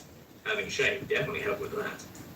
I He think didn't that looks really good. do it for anyone but himself, seeing as none of his acquaintances would be able to tell the difference between the tidy and Yeah, I think untidy that's fine. appearance of his. But he felt it was important to keep up certain standards, even if it was just for his own conscience. Finally satisfied, and no longer looking like either a homeless person or his lab mates the weekend before a deadline, he put everything back where it belonged, and picked his dirty clothes off the floor. This is still going to be a lot, so I'll roll the rest of it into teeth. James still Then on to the next felt a project. cold breeze wash over him as he opened the door once more and stepped back into his cabin. He looked around. Already present and accounted for were himself, Sheeta, and Curie. Just one missing. James greeted Curie with a wave while bringing his old clothes over to the laundry shed. But Curie was a lot more interested in the technical setup that James had prepared for today, before he had met Sheeta for their workout session. Maybe calling it a setup was glorifying it a bit. It was just his laptop connected to a small projector, which he had cheaply bought from the internet for the specific purpose of bringing it along for entertainment, as well as some better speakers. Today was movie night. At least that was the facade they were putting on. Even though James was sure that they had taken out the camera surveilling the room, they still had to worry about being listened to, since they couldn't just leave their assistants outside without it being more than just a bit suspicious. So his dear observers would get to listen to him introducing his intergalactic colleagues to some earthly entertainment, while he and his co-conspirators plan the next steps behind the scenes. Curie didn't seem to care much about the setup's basicness, inspecting it in depth and bringing their face up close and personal with the cords, connecting the different devices. Their own eyes seemed to be intent on taking in every single detail about the different components. James stepped next to them for a second, futilely trying to see what it was they saw in the apparatus that fascinated them so. In the end, his brain was just wired differently from theirs, though seeing only cords and plastic shells. But since they were clearly having fun with it, he stepped away, leaving them to it, while he would try to make conversation with somebody who was a bit less distracted. He walked over to his now messy bed, in which Sheeta was still lounging around, and carelessly let himself fall backwards onto it, his head landing only centimeters from hers with a woof noise. Apparently, she had gotten up at least once while he had been in the shower because her assistant was no longer strapped to her arm, as he now saw. Instead, she laid it on his desk right next to his, and just like he did with his, she had made sure that the integrated camera was facing the wall, and only the wall. Tilting his head back, pushing his head into the mattress and his chest up in the process, he looked at Sheeta's face, which, of course, was now upside down from his point of view. "Hey, how's it going?" he asked with a deadpan expression, while holding that ridiculous pose. Sheila folded her arms under her head and rested her chin on it while she answered, "Pretty good overall, but some weird guy is trying to talk to me." Sounds serious. Maybe you should tell security," James continued, still refusing to change his posture, even though by now his head and neck started to ache under the unnatural stress. Sheila made a contemplative sound and let her head roll onto her cheek before she responded, "Maybe, but I want to see how things pan out first." As much as he wanted to, James couldn't hold the silly position any longer and was forced to roll onto his stomach in order to keep eye contact with Sheila. Other than her, he propped his now sore head up only on his right arm, moving his left hand free to gesture with. He now also noticed that with his little jest, he had absolutely ruined all the work he had early put into bringing his head into an acceptable shape. Oh well, at least he had tried. Keeping the conversation going, he said, "Are you sure about that? That might be a bad decision." At least that was what his mouth said. His arm, on the other hand, signed something different. "Would you tell me why we scared the guy half to death now?" Sheila smirked, also freeing one of her arms. James could also see her tail start to sway around. "Perhaps, but in the end, it is my call," she said out loud, and to make him question himself. Once he does, he'll make mistakes, she signed. James didn't know how much he believed. On the other hand, Sheila had never questioned him when he asked her to help with his methods. She also knew a lot more about non-Earthlings than he did, so maybe it was better to go with what she had to say every now and again. He shrugged and gave her a thumbs up while also saying, "If you say so, just don't come crying to me when things go wrong." Sheila seemed to want to answer something, but she was interrupted by a loud knock emanating from the door. She and Curie both lifted their heads to look towards the source of the noise, Sheila's ears even twitching upwards. James had to shift his entire body around, shouting, "Come in the process. The door opened, revealing the large, fuzzy shape of Moore, who looked around the room unsurely. "Hey there, glad you could make it," James said, while jumping to his feet and walking over to greet her. "Make yourself at home." Moore took a tentative step inside, constantly moving her head around so she could get a full picture of the room. Finally, one of her big eyes came to rest on James, who was stopped a good distance away from her so he would be right in her field of vision. "Thank you for inviting me," she said in what was most likely meant to be a casual tone, although the tension in her voice was barely suppressed. James almost felt sorry for the old lady, not only because he was basically dragging her into a possibly dangerous and definitely stressful situation, but also because, with the way he had set it up, her only company for tonight would be people that were, in the best of times, irritating for her. Originally it was planned to have Pippa and Quits along as well, seeing as they were already in the know, but the universe had other ideas, and both of them became preoccupied on short notice. But, credit where credit was due, Moore had neither complained, nor shown any open disapproval of the uncomfortable situation she now found herself in. The gentle giant followed James's invitation, crossing the cabin with big steps, and sitting down next to the big bed, letting out some exhaustive noises in the process. "Hey there," Sheila said to her right, having crawled over to the edge of the bed, and now laying with her face right next to Moore, and James could hear the mischievousness in her voice from where he was standing. "Hello, officer," Moore answered, dignified, holding her head high above Sheila, even while sitting, and not even sparing her a glance. "It's Petty Officer, actually," Sheila replied, not dropping her feigned playfulness. James shook his head. It was going to be a long day. If those two were going to keep this up, hopefully they would get it out of their system early on. However, seeing as the gang was all there now, it was probably time for him to start up the movie so they could get down to business. Sitting down on his desk next to where Curie was still studying tonight's entertainment system, he looked down at them and said, "Sorry to interrupt, but I need my laptop now." Curie ignored him, apparently engrossed in something that the observations they made had sparked within their mind and blocking out the outside world. James snorted softly, once more shaking his head. Then he reached over to their unmoving body, past their large legs, and gently but firmly grasped one of their approximation of shoulders. Not so hard that it would cause pain or restrict them in any way, but just hard enough that the pressure would be felt. The gesture had its desired effect. Just seconds after he had made contact with their exterior, movement returned to their body and awareness to their demeanor. Their red, reflective eyes seemed to need a moment to take in the scene around them. James let go of them, pulling his arm back, while their gaze finally connected with his. "Back with us?" he asked, gently smiling at them. "That is an interesting system you have there," Curie responded, sounding fairly content. "Those cores are standardized, aren't they?" James chuckled. "Yep, they are. On Earth we use them to connect all kinds of stuff with each other," he answered joyfully. "However, I need to work on my laptop now, so if you would be so kind." Curie, apparently now realizing the situation they were in, surprisingly looked from him to the setup and back.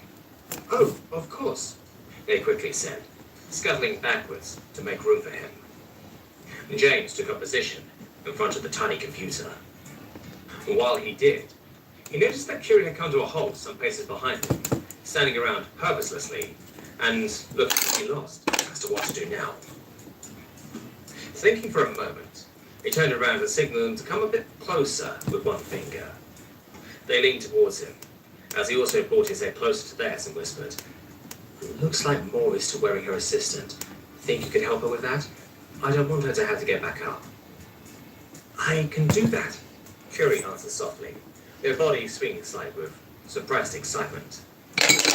Giving them a last encouraging nod, James saw them scuffle away, and then turned back to the screen in front of him. He blocked out most of the ensuing conversation while he worked, focusing on not messing up his passwords, as well as correctly maneuvering all the folders and settings, which he hadn't used for months now. He also had to think about which movie he would actually put on for today. Even if they wouldn't be paying much attention to it, he should still choose something with a non-Earthling-friendly subject matter, just to be sure. He scrolled through the tiny pictures, indicating different files, until he found one that met his type criteria, or what he could reasonably subject his off-world friends to. It was a fairly old flick he remembered from his childhood, weaving a story of an orphan working himself up in the world. It dealt with some heavy stuff here and there, but nothing too graphic, so it would do. He had watched it as a child, no problem, after all. Making the proper adjustments to the software running it over the projector, something yanked his attention back to reality. "What I am saying is that people are afraid, and your behavior certainly didn't help the situation." He could hear Moore say, her sophisticated tone only badly hiding the agitation in her voice. He turned his head, just in time to see Curie waddle up to him, carrying Moore's huge assistant with both hands. Thanking them with a gesture, he took it off of them and put it with the others, while his eyes wandered over to the exchange that was still going on between the two women. "Oh, I'm sorry," Sheila, who had by now sat up on the bed and apparently dropped the playful tone, responded. "But somehow, making sure that people aren't afraid of me for no reason didn't exactly feel like my responsibility." This wouldn't end well, James feared. Hey, Curie," James quickly said, turning towards the inventor, who looked at him attentively, seemingly unbothered by the confrontation in the room. "The movie is starting with this button. Want to be the one to do it when it's time?" With that, he pointed at the spacebar of his keyboard. He didn't need to wait for an answer to know what they would say, so he immediately vacated the space in front of the laptop and got ready to play arbitrator. "Now you are just being dishonest, and you know it," Moore countered, a voice now a bit more forceful than before. "And why is that?" James quickly interfered, before Sheila had a chance to retort. On his way over, he had grabbed his desk chair so he could take a seat with them, without it seeming like he was taking either side in this, for the moment at least. Moore looked surprised about his interference. Sheila, on the other hand, immediately took the opportunity, sliding over to his side, getting a bit closer to him than she had to. She knew exactly what she was doing, and she most likely knew that it wouldn't work on James. It didn't stop her from trying, though. After having taken a moment to acclimate to James's sudden presence, Moore eventually replied to his inquiry. "Well, do you not think the same people were afraid for no reason is a bit of a stretch? Do you know the guy who most dangerous hunters, after all. Ah, yes, James said, and using the fact that she was already trying to play all cuddly, reached next to him to stroke Sheila through her hair and around her ear, causing her to lean into the touch and give off soft, chuffing noises. The mighty predator. Moore looked at him disapprovingly, shaking her on her neck. Come on. James Stick, was, of damn you. course, fully aware that his interactions with Sheeta were a far cry from how she treated other people on board, but they did make for a good example. God damn it. Seriously though, while I understand what you mean, I think the whole death or predator thing is blown way out of proportion, he said in a more businesslike manner. I mean, people literally can't tell the difference if you don't specifically tell them. Just look at me. I had to tell people for them to notice, and I look pretty much just like a Meat. On the other head of his Okay, arm, what do you think? he could hear and feel Sheila You'd add some beginning to detail. purr now, apparently being very pleased with him supposedly taking her side. Moore gave him her typical look of being unconvinced, which he knew so well from her by now. The eye that was directed at him narrowing slightly, with her face scrunching up. You, sir, are a primate. She said in a tone that basically screamed, not angry, just disappointed, accidentally touching a nerve. Feeling the sting of the tone pierce the back of his mind, although probably not for the reasons Moore had intended, James answered maybe a bit more upset than he should have. Which is something I also have to tell people for them to know most of the time, he said firmly, the awareness of the order of his species coming up again, fueling his irritation further. God damn it. Get And back even down. if I didn't, so what? People would see that Meat are carnivores, big deal. The Raxas aren't treated that differently, and they are carnivores too. He just about held his voice under control, managing to sound serious but not threatening. Still, he quickly realized that he had gone off too hard on Moore, the old woman looking at him with a hurt confusion. Sheeta, who was less inclined to rethink her actions from something like that than him, apparently took this as a sign to speak up again. See? I told you it wasn't about me, she said insolently. Feeling that he could do some good by redirecting some of his not-so-righteous fury, he took the opportunity and grabbed a handful of Sheeta's hair with the hand he still had on her head. He wasn't pulling on it, of course, but holding it just tight enough that he was able to tug her head around a bit without hurting her. Don't think that you are getting out of this scot-free, petty officer, he said, still firmly but now a lot less serious, while Sheeta stopped parrying and it said something making some half-hearted hissing sounds. Because it's not like Moore was wrong earlier. You really didn't help your situation, even if it was unfair. We both know how prickly you can be. With that, he let go of Sheeta, who immediately scooted away and eyed him, her ears falling backwards, upset. James ignored her pouting and turned back to Moore, who was apparently glad that she wasn't as up against it as she thought. The giant looked at the sulking feline with a very subtle hint of satisfaction in her eyes. Although I have to say you certainly don't seem to be afraid of her anymore, James commented, looking back and forth between the two women. Okay, got some James, I texture. may be old, but I am not a fool. Moore answered, slowly regaining her dignified tone and posture. Okay, I I'm gonna know let by that now dry. that Sheila will not do anything to me. And point proven. He really couldn't have said it better himself. Not wanting to rub it in quite as much outwardly, Ooh, as he felt Cool. like doing inwardly, James only said, see what I'm saying? All it took was some getting to know her, and you've come a long way from, she's a danger to us all. After he had said that, there was a long bout of awkward silence. Not quite the reaction he had expected. Moore and Sheeta glanced at each other for a moment, and then avoided eye contact as much as they could. The realization that those two really weren't human through and through, and not just in appearance, sank in with James, and he really didn't quite know how to break the silence. Luckily, he didn't have to, as Moore apparently had the most social skills out of all of them, caught a glimpse of the now covered-up terminal on the wall. Say, what is going to be done about that? She asked, changing the subject and pointing a large claw at the beige cloth that had been taped over the broken glass of the screen. Thankful to have a new topic, James and Sheeta simultaneously jumped at the chance to answer, interrupting each other in the process, and their reply coming out as a garbled mess. Both of them stopped at the same time and looked at each other. They stared for just a moment before James lifted his arm to give Sheeta the right of way. Well, the thing is broken beyond repair, she said, leaning back a bit to make it easier for her to look up at Moore's face. So they're going to have to replace it, but since that's a whole lot of work and not having a terminal doesn't exactly make the cabin inhospitable, they're going to wait until our next stop. The captain wasn't happy about that at all. The mention of the captain had Moore looking around. To what extent? She asked, and James could swear that there was a hint of concern in her voice. Sheeda let herself fall backwards onto the bed with a sigh, waving her hand at James, indicating that it was now his turn to speak. Well, of all the things there are to say about our dear captain, you can't claim that he's not creative. James asked a Moore's question, scratching the back of his head while thinking about the dressing down the two of them had gotten in Uton's personal office. The subtle concern he believed to see in Moore's eye grew. To calm her down, he quickly continued.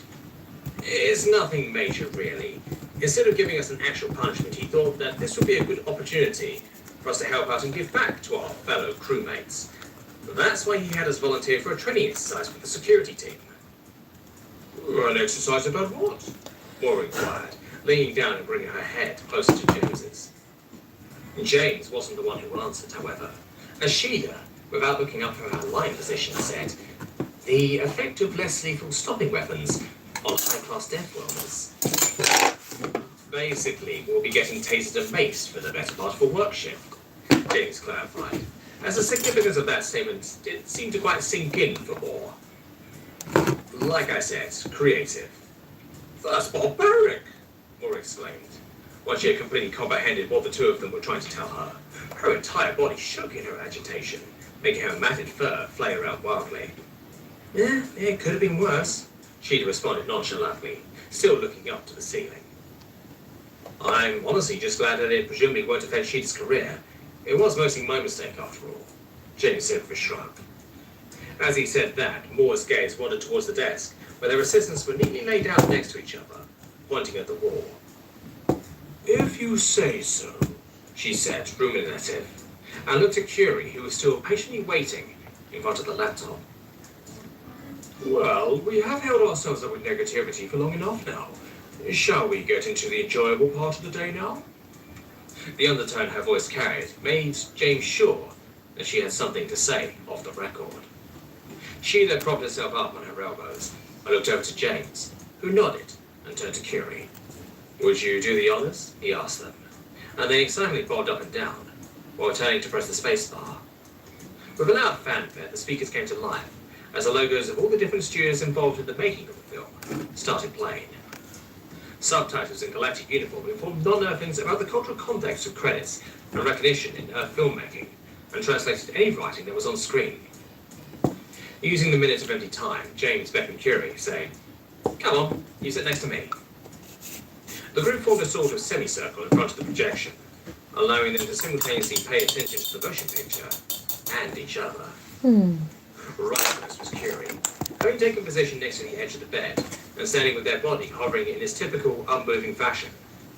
To their left, James had once again taken the seat on top of his bed, sitting cross-legged and turning more towards the group than towards the movie. Sheeda had taken position towards the middle of the mattress, laying on her side and resting her head on one hand. Finally, Moore had half laid down on the ground on the leftmost side, resting only her upper body over the bed, with her legs stretched towards the wall. Now, to the real reason why we're all here, James signed, as the opening credits faded out and the first scene started to play. Now that we can finally discuss things semi-openly, we can actually plan what to do next. I have some ideas I would like to outline first, if that is okay with you. It's done. General gestures of agreement followed, allowing James to continue, with all eyes attentively on him. Thank you. Alright, so we managed to ensure that the people behind the scenes aren't getting any more intel on us if we don't let them. He started out, gesturing towards the destroyed terminal. Our biggest advantage right now is, presumably, that they haven't yet caught on to us knowing about them. Admittedly, that isn't much, but it is something we can work with. He paused for a moment, scanning the faces of his partners in crime for anything they might have to add so far. As there appeared to be nothing, he continued. Having cut that flow of information as best as we can, the next step for us should be establishing one of our own. We need to know what exactly we're up against and why. Sounds good. Now, how do we do that? Sheila commented with her free hand. This was where things got complicated. It depends, James answered, and turned his attention towards Curie, making sure they knew they were directly being addressed now. Curie, do you think you could tinker up some sort of surveillance device? You know, like the one they were trying to use on me? For a moment, he wasn't quite sure if they had paid attention, as their unmoving face gave absolutely Hey, no baby. indication Yeah, I love of you. whether or not they had understood him. Then their bodies suddenly burst into motion, their forward hands executing the signs and gestures with such precision and speed that James, in his surprise, had some trouble keeping up. If I can get some materials, that should be possible. A camera and microphone sending data are no problem, but I would have to figure out an ideal frequency that doesn't interfere with anything else on the ship, and is ideally hard to detect. Also, a design that can Oh, be you hidden don't easily, fit your but chair. also retaining its effectiveness. It shouldn't be as unwieldy as the one they used. They quickly listed off. If we need this soon, I could try taking some inspiration from Earth technology and use some standardized parts. To guarantee maximum effectiveness of the surveillance, we will also need a receiver that cannot only display and save large amounts of data, but is also capable of decoding, There we go. since it will be much easier if Come here. communication between the device and its receiver happens completely Down encrypted. here. Come here.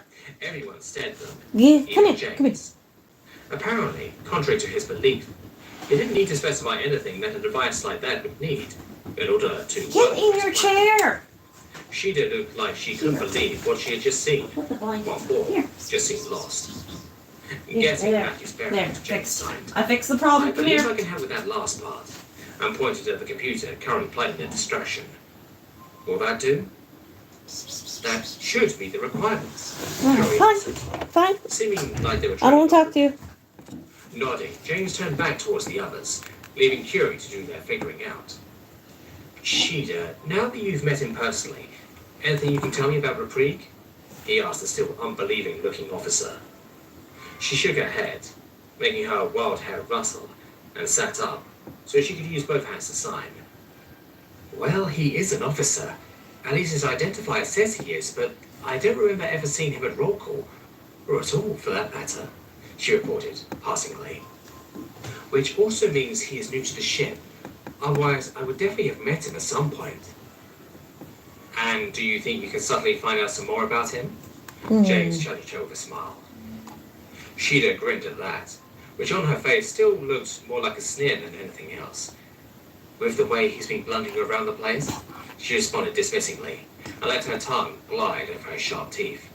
Child's play. James shook his head and chuckled. This was going well so far. Now he had to think about what best to discuss next. But his thoughts were interrupted as Moore tenderly raised an arm, indication that she wished to say something. Knowing that she had probably been sitting on that since before his explanations, he gestured her to speak her mind. She nodded her enormous head and raised her arms to explain what it was that weighed in her mind. Oh my I God. can What? see that Ah! you are very serious about this, she began slowly. And I know that you have most likely put more thought in it than I have. And should it be needed, I will absolutely support you in this.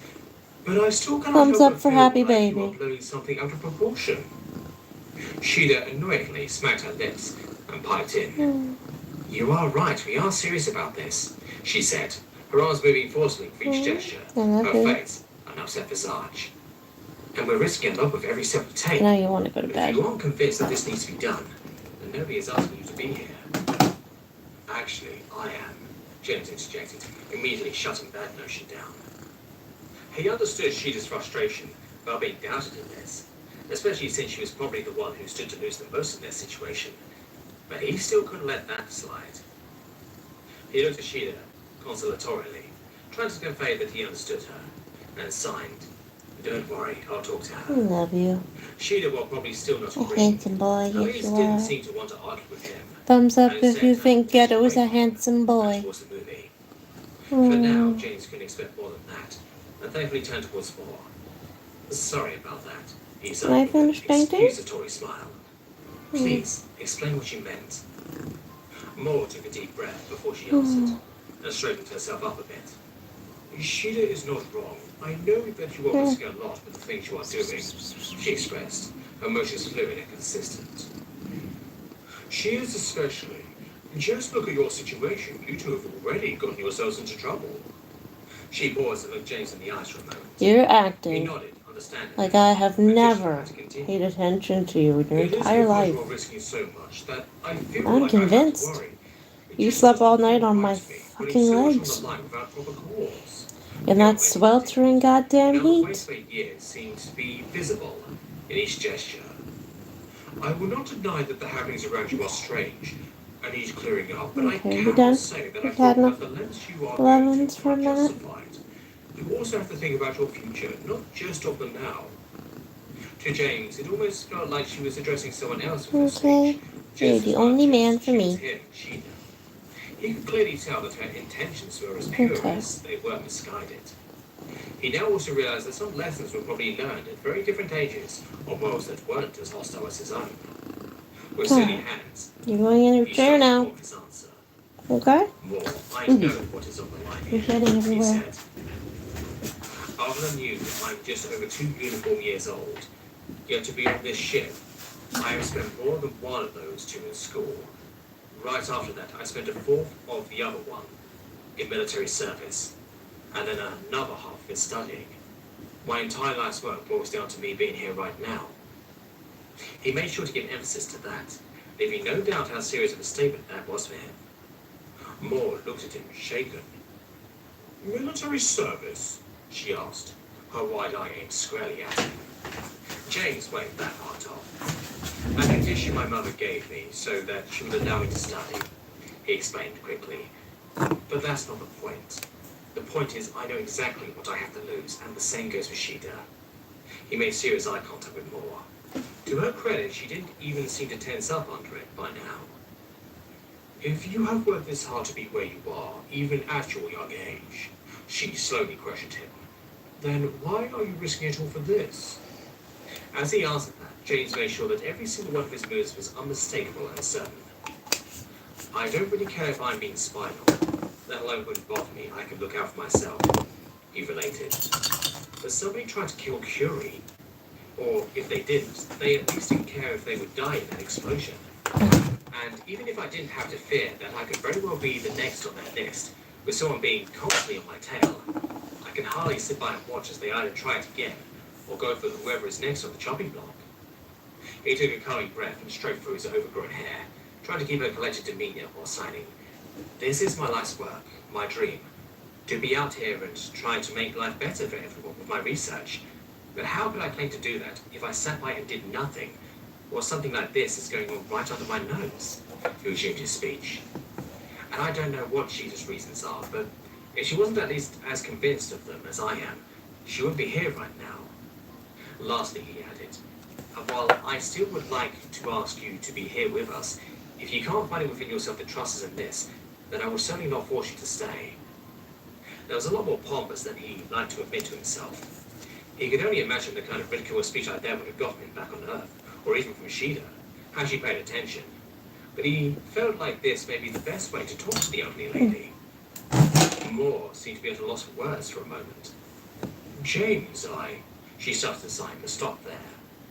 Suddenly, something ripped through the white noise of the movie.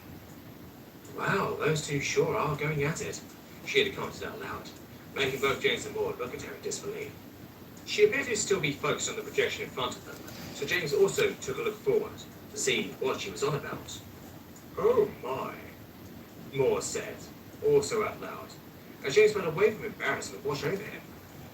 Currently on screen was quite a graphic erotic scene between the lead and his in-movie boss, who was presented as a ruthless career woman. Oh no, I completely forgot about that scene, he said, hiding his face in his hand. Had you really seen this as a kid?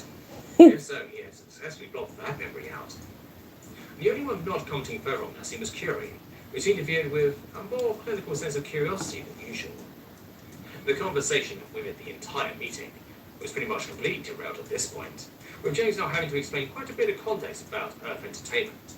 The serious tone that had filled the room earlier was immediately all but forgotten. From that point onward, he started to actually watch the rest of the movie, with James filling in some blanks whenever they came up. And even after it was over, the discussion about it continued, with James pointing out a lot of things that were inconsistent with how life on Earth actually worked, in difference to what was portrayed in the film, while the others commented on either the craziness or the convenience of it all. Apparently they would have to do some action movie nights in the future, without the distractions. As he was just explaining why it was generally seen as immoral on Earth to use sex as a way to progress your career to Sheena, a new noise was introduced to the room. A loud beeping emanated from James's desk. One of their assistants was ringing. A quick inspection showed that it was, in fact, his own. Confusedly, he shut the conversation for a moment and picked up. "Is this Alwyn?" A voice asked, unsurely from the speakers. James Alwyn speaking, yes. What can I do for you?" he answered. "We have a communication request for you." The voice continued, sounding almost dumbfounded. "Someone who claims to be your sister?"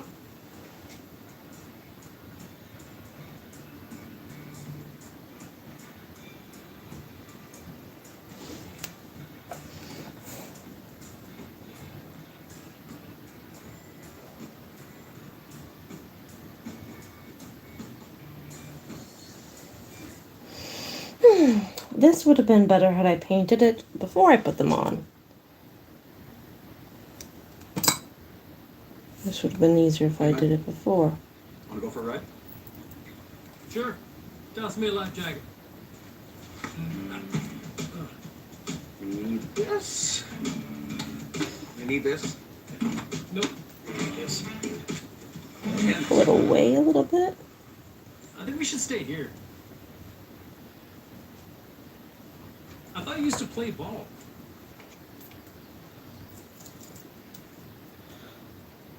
Okay. I'm so happy this is happening. This is going to be awesome. I am brimming Fine. with confidence that Wade's going to be a good sport, and we're all going to play along. And Oh. it's going to be a good sport last time. You were a moderately bad sport. I did nothing other than. Oh, sorry, I missed your message. Guys, Sometimes I get a little we're It's happy. Dana, replay. tunnel visioned here. We're happy. Watch the tape. What do you? I edit my own videos now. We're What do you happy. think I watched? We're happy. No. Here we go. Bam. That's a good roll. Yeah, it's a pretty good roll, right? Get ready for me to crush you guys. I like how Wade's name is just slightly too long, so it scrolls back and forth. What the fuck is that? That's the solution they came up with? Yeah, fair enough. Excuse me, guys. My dice need to be here. Did you roll a better 8 than my 8? Oh, you know it, baby. I rolled the 8 first, and I rolled this 8 first. Oh yeah, that's the good stuff. Seems to be a lot of 8s going on. Yeah. All right, guys. My epic first turn is Gonzo. And look at that 8. 4 8s rolled between Mark and I to start the game. What the hell? Give me that money. Things are hacking. Oh, $6. Yeah, Shit. come on, man. Done. Yeah, You got it. Yeah, buddy. Yeah, buddy. I was gonna buy some houses, but $6 broke me. That's okay. You want to just declare bankruptcy? If I do Hey. it now, Oh, no. Oh, no. Road strat is in full effect. Oh, boy. I'm on the Reading Railroad. Uh-huh. Give it to me, give it to me, give it to me. Yeah. Oh. Absolutely not. All right, well, man. You're lost, nerd. Probably. Railroad's not a winning strat, I have to be honest. I mean, it was winning for you last time. I think it's a perfectly viable strat. Hey, wait, no, you're just saying that. I know it's a good strat. I know it's a winning strat. No, Railroad sucks. Yeah. Are you going to end your turn, or are you just going to stare at your railroad? Oh, sorry. Here, wait. Which one is Wade? This one. That. As proof of my goodwill to you, I'm going to give you $50. I would like to offer you this $50 free of charge. How do I make my offer? How do I do this? I don't know. I want to make my offer. Oh, yeah, hit that. Yeah, there you go. I did it. How do I send the offer? Well, you got to figure out what he wants, and then just say nothing. Oh, okay, good. Add money. That's what I want. Okay, that's back. Fuck this. Why is this game making it so hard for me to give you $50? All right, I have a solution. I'm gonna give you $51, and you're gonna give me $1. All right. Yeah. And I think that's a good offer. You didn't put your 51 on the table there, Bob. All right, good. 51. Good. Deal? Deal? Yeah. Ah, all right. Now See? this is a start of a beautiful friendship. This is I'm really a working start. here. I'm doing it. I'm being it. Yeah, Thank I you. like that. I really like that. You know, I do appreciate that. it's a good game, good start. Good game, good start. I'm fascinated about this. I'm fat. I'm fat. You just feel like that. I'm fat. I'm fascinated by this. Wait, I'm not going to give you free money though. I just want you to know. That's fine. That's fine. I'm really, really. I'm gonna come pay you again. Probably. There we go. Wait, was that pre-recorded? What? The Zoinks, what a roll. You. That's not good, but it's good enough for tonight. No, it sounded fake. Yeah, it really did. Why does it sound fake? It's an exact copy of my normal voice. Why would it sound It sounded fake? like muffled. You're like, Zoinks, what a roll. Yeah. I'm so real. All right. It's me. I said that too in the same voice. I'm so real. Oh, hi, I Bob. wish I got more done, but I didn't. Started off well. Hi, Wade. Is that recorded? Oh, wait, not again. Oh, yeah, I win. I got nothing, guys. I didn't prepare for this. If I was smart about this, I would actually set these up and have it. Once I get my new desk and I have my machine set up, I'm gonna tie. It has 16 buttons, and I'm just gonna tie them all to sound bites, the little musical bits, and you guys are gonna love it. I think it'd be funny if we agreed ahead of time for one stream to like, assuming Wade gets Cisco XLR set up at some point. It's ready. It's basically ready. Who do I want to trade with? Why would I want to trade with? What? I didn't do that. I wanted to end my turn. You did that, man. No, I don't want to do that. I don't want to do that. I'm hitting buttons I don't want to do. just click on them. All You right, can there we click go. on them too. No, I'm trying to use the keyboard. Why? Anyway, I think it'd be funny if we. Holy shit! Nice roll. Goodbye, If we agreed to losers. pre-record a bunch of stuff and then do a stream where we try to communicate using our Yeah, pre-recorded. that'd be great. Although Wade That will would be never. harder than it sounds. Wade will never ever set No, it up. someday I have. No, it'll be ready by the next time we do Right, this. okay, all right. Probably. Okay. Yeah, you're leaving town, so it's definitely going to be ready. Here we go, Yeah. baby. Oh, hot So I'm stuff leaving coming tomorrow. through. Are you leaving tomorrow? I'm leaving tomorrow. Oh. Yay. $25. That's a little overpriced. Pretty good, right? Pretty good. Pretty good. What would you possibly know anything about to consult on? I know a few things, YouTube things, you know, people with rich. Coming or not? All right, I'm calling it a night. Going to bed. Let these guys dry. Work on them again tomorrow. Get at least 2 of the teapots done. Release their legs on. And yeah. And the dinosaurs will be good to go for painting tomorrow. And I hope you have a good evening. Good night. Cancel.